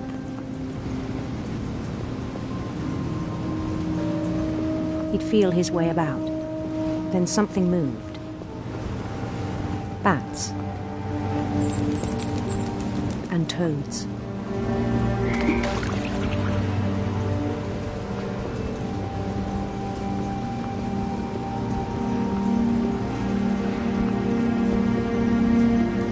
Things that have not names. He knew it was all in his head.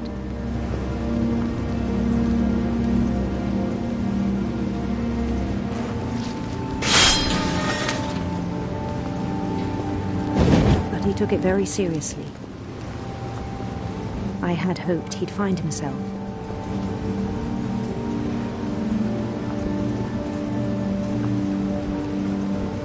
But he found something more.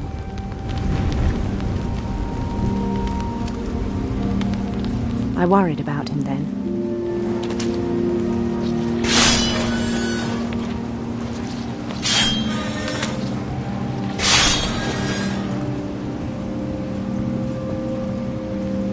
Daydreaming at the cannery.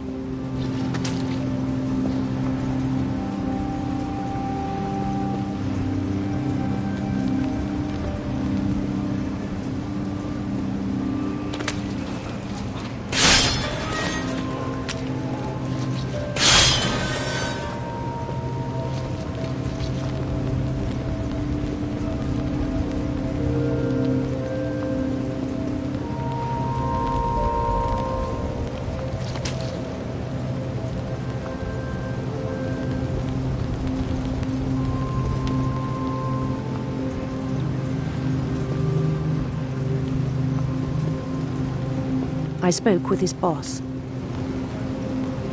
but he said Lewis had become a model employee. Methodical, tireless, focused. Like a whole new Lewis. So I let him go on.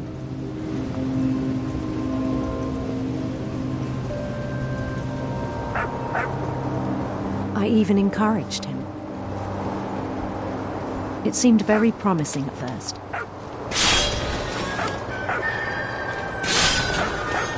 He told me he'd made a new friend.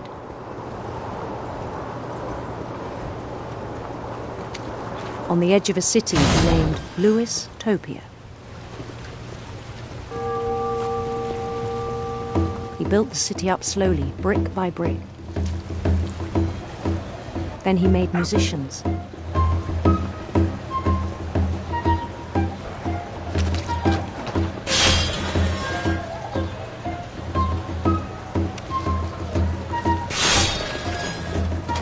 Songs for them to play. talked about starting a band. And he was always humming something. Every day his imagination grew stronger.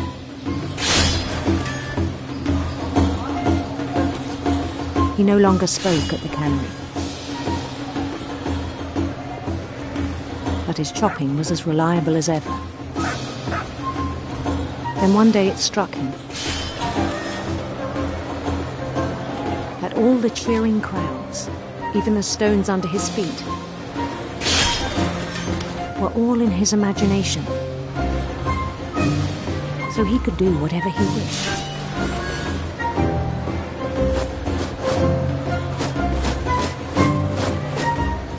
He held an election for mayor. And he won. They begged him to stay, but his mind was already wandering.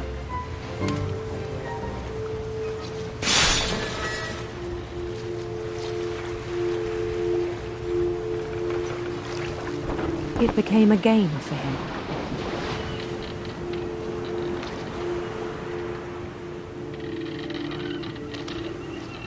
He'd conquer a city, then immediately push on.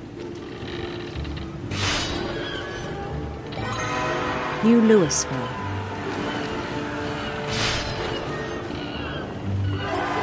St. Louis. He started drifting away from our reality.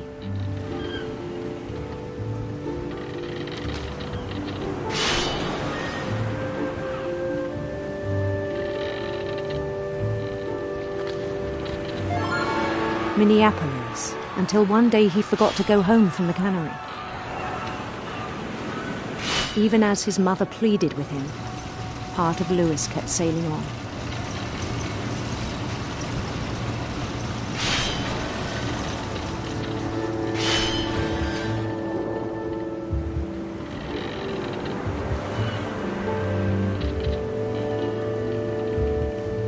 In Louisburg, he heard rumors of a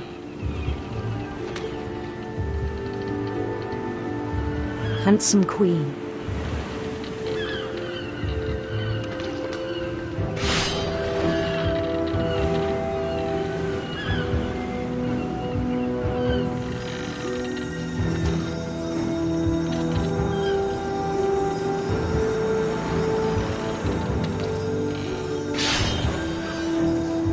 The queen was on her own quest for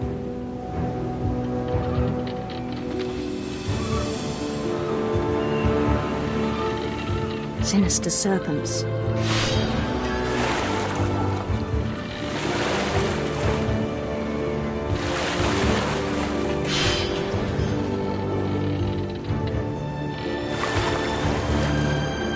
He followed the sound of her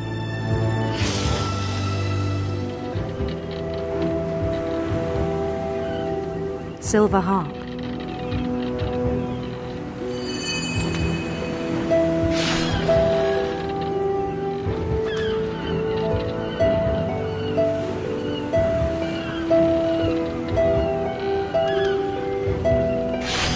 His chase led him to a golden palace east of the sun and west of the moon. Even then, his logic remained sound. He knew the world was all in his imagination.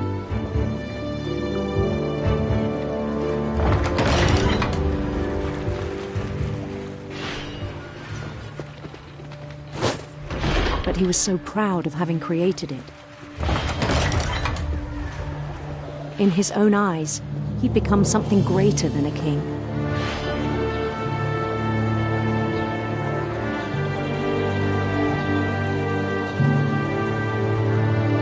For someone who'd never known success in the real world, I think it was overwhelming.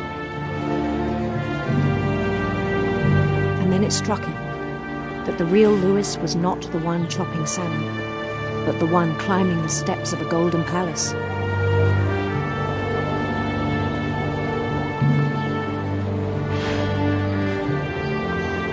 My imagination is as real as my body, he told me.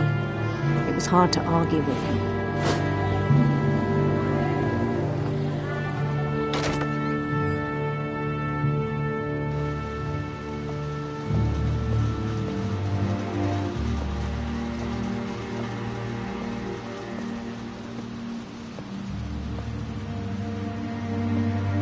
We began to forget the world we know.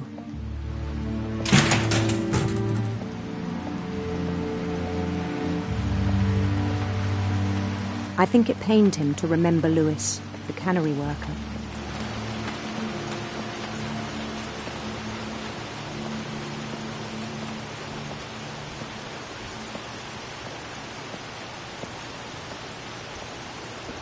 He began to despise the man with a royal contempt.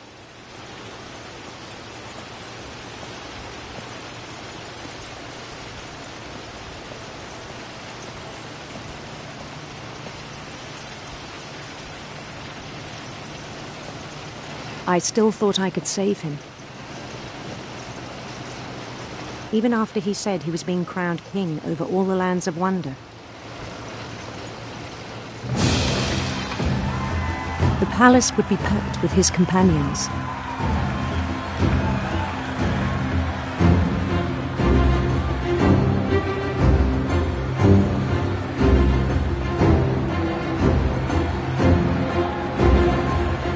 Including the wise Calico who'd insisted on inviting him.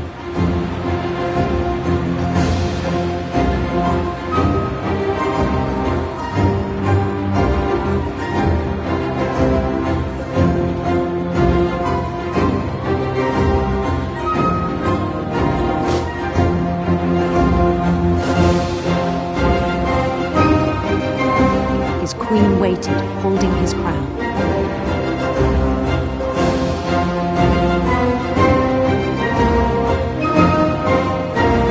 There was only one thing left to do.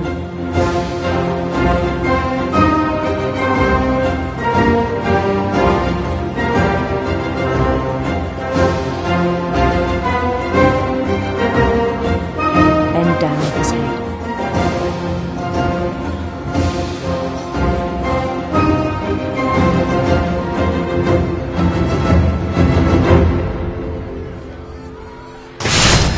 And the rest I think you know. Mrs. Finch, your son was a kind man who will be missed by all of us who knew him.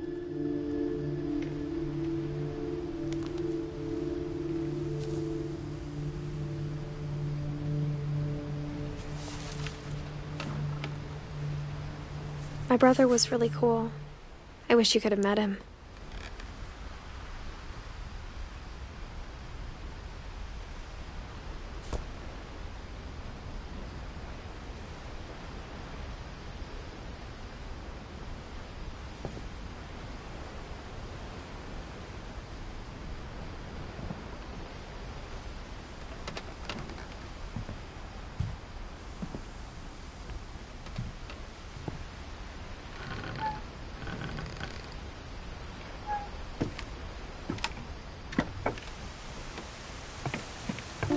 On the way back from Lewis's funeral, my mom told me to start packing.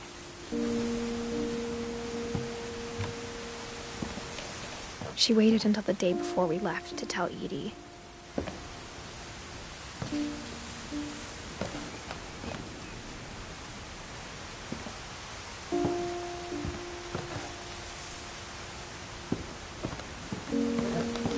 I'm not sure if she wanted to make it easier or harder.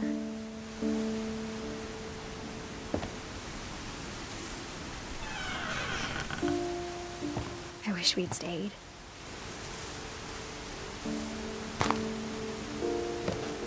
But I understand why we left.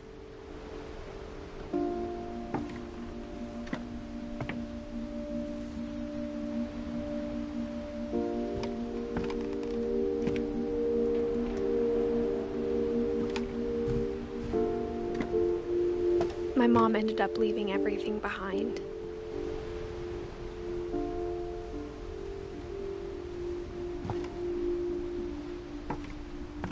What happened that night had been coming for a long time.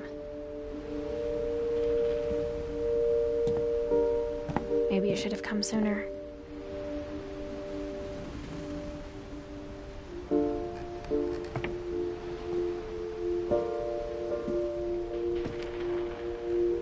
But it had to end one way or another. All that's left now is to tell you about that last night.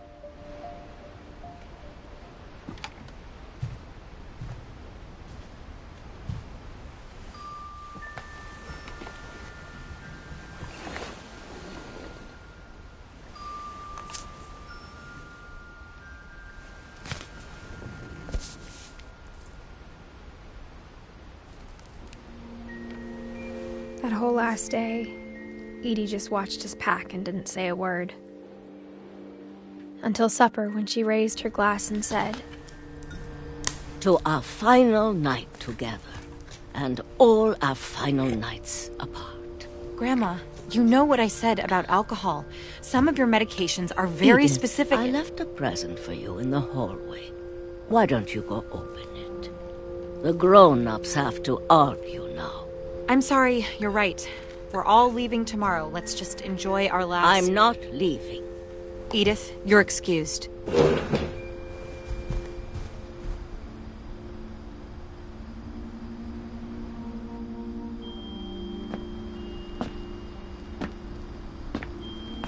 The power had been shut off that morning, but Edie always had plenty of candles. When my mom sealed the library, I don't think she knew about the other entrance. Or that Edie had a key to it.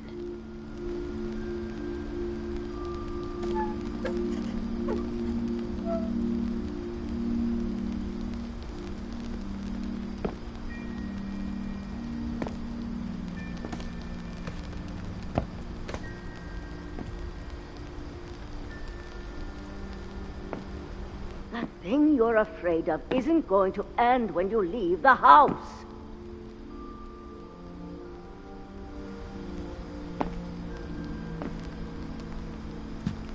Edith has a right to know these stories. My children are dead because of your stories!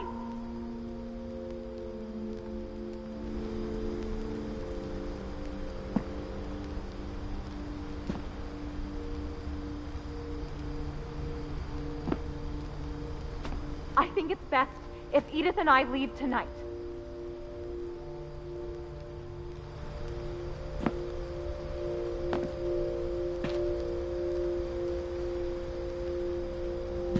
We'll have the nursing home send a van for you in the morning, okay?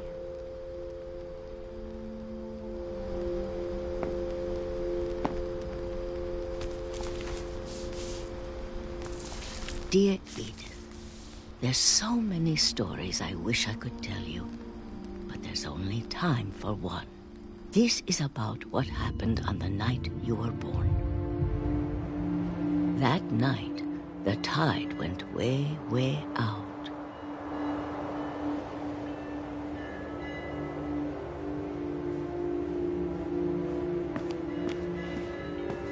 It was the first and last time I ever saw the old house aground. There'd been an earthquake out in the middle of the ocean. They called it the lowest tide in 1,000 years. God, it smelled awful. You know, I've seen that house every day of my life.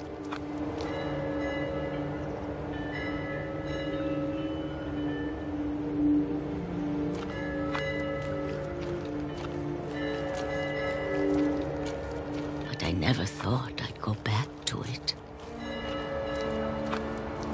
When the fog rolled in, I lost my way.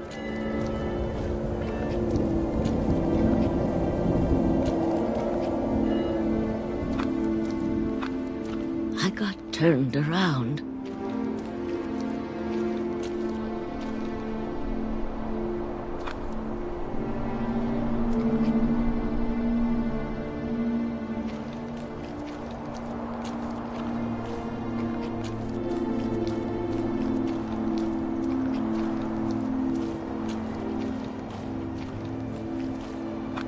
I started seeing things.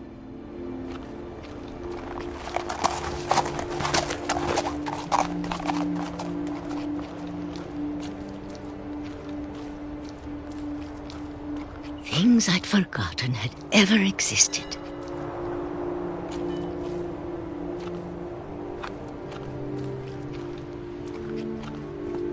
But when I saw them, they felt like old friends. That night, a lot of things came back to me. Or maybe I came back to them.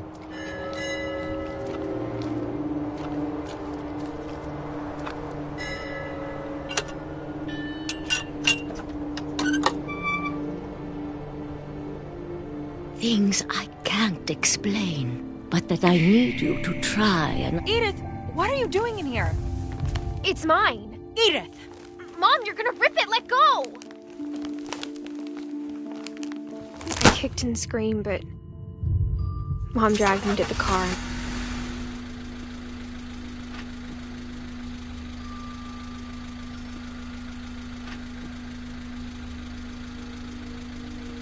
I never saw Great-Grandma Edie again.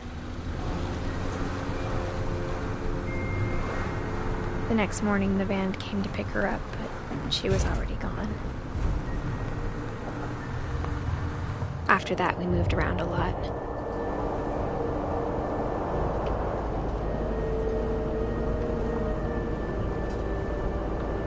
We both tried to make the best of it.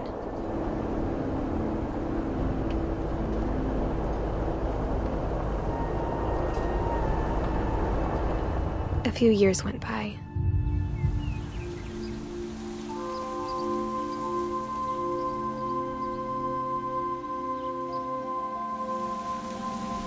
My mom didn't like to talk about it.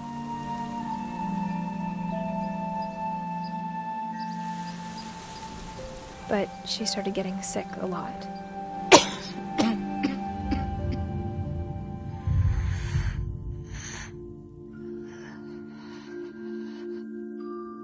She got better for a while, and then she didn't.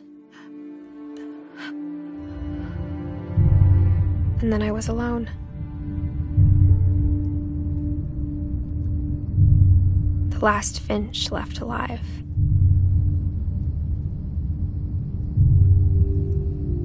Until I found out about you.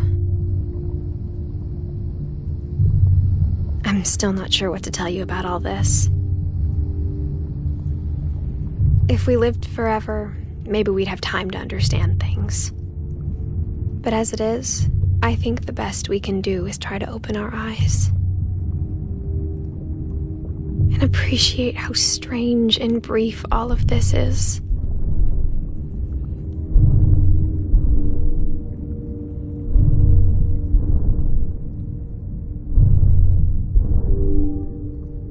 This journal was supposed to be for you.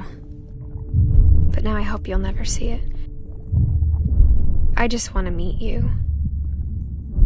And tell you all these stories myself. But I guess if you're reading this now, things didn't work out that way.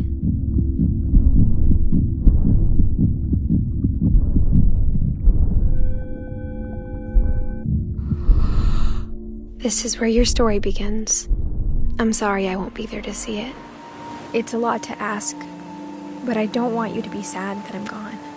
I want you to be amazed that any of us ever had a chance to be here at all. Good luck.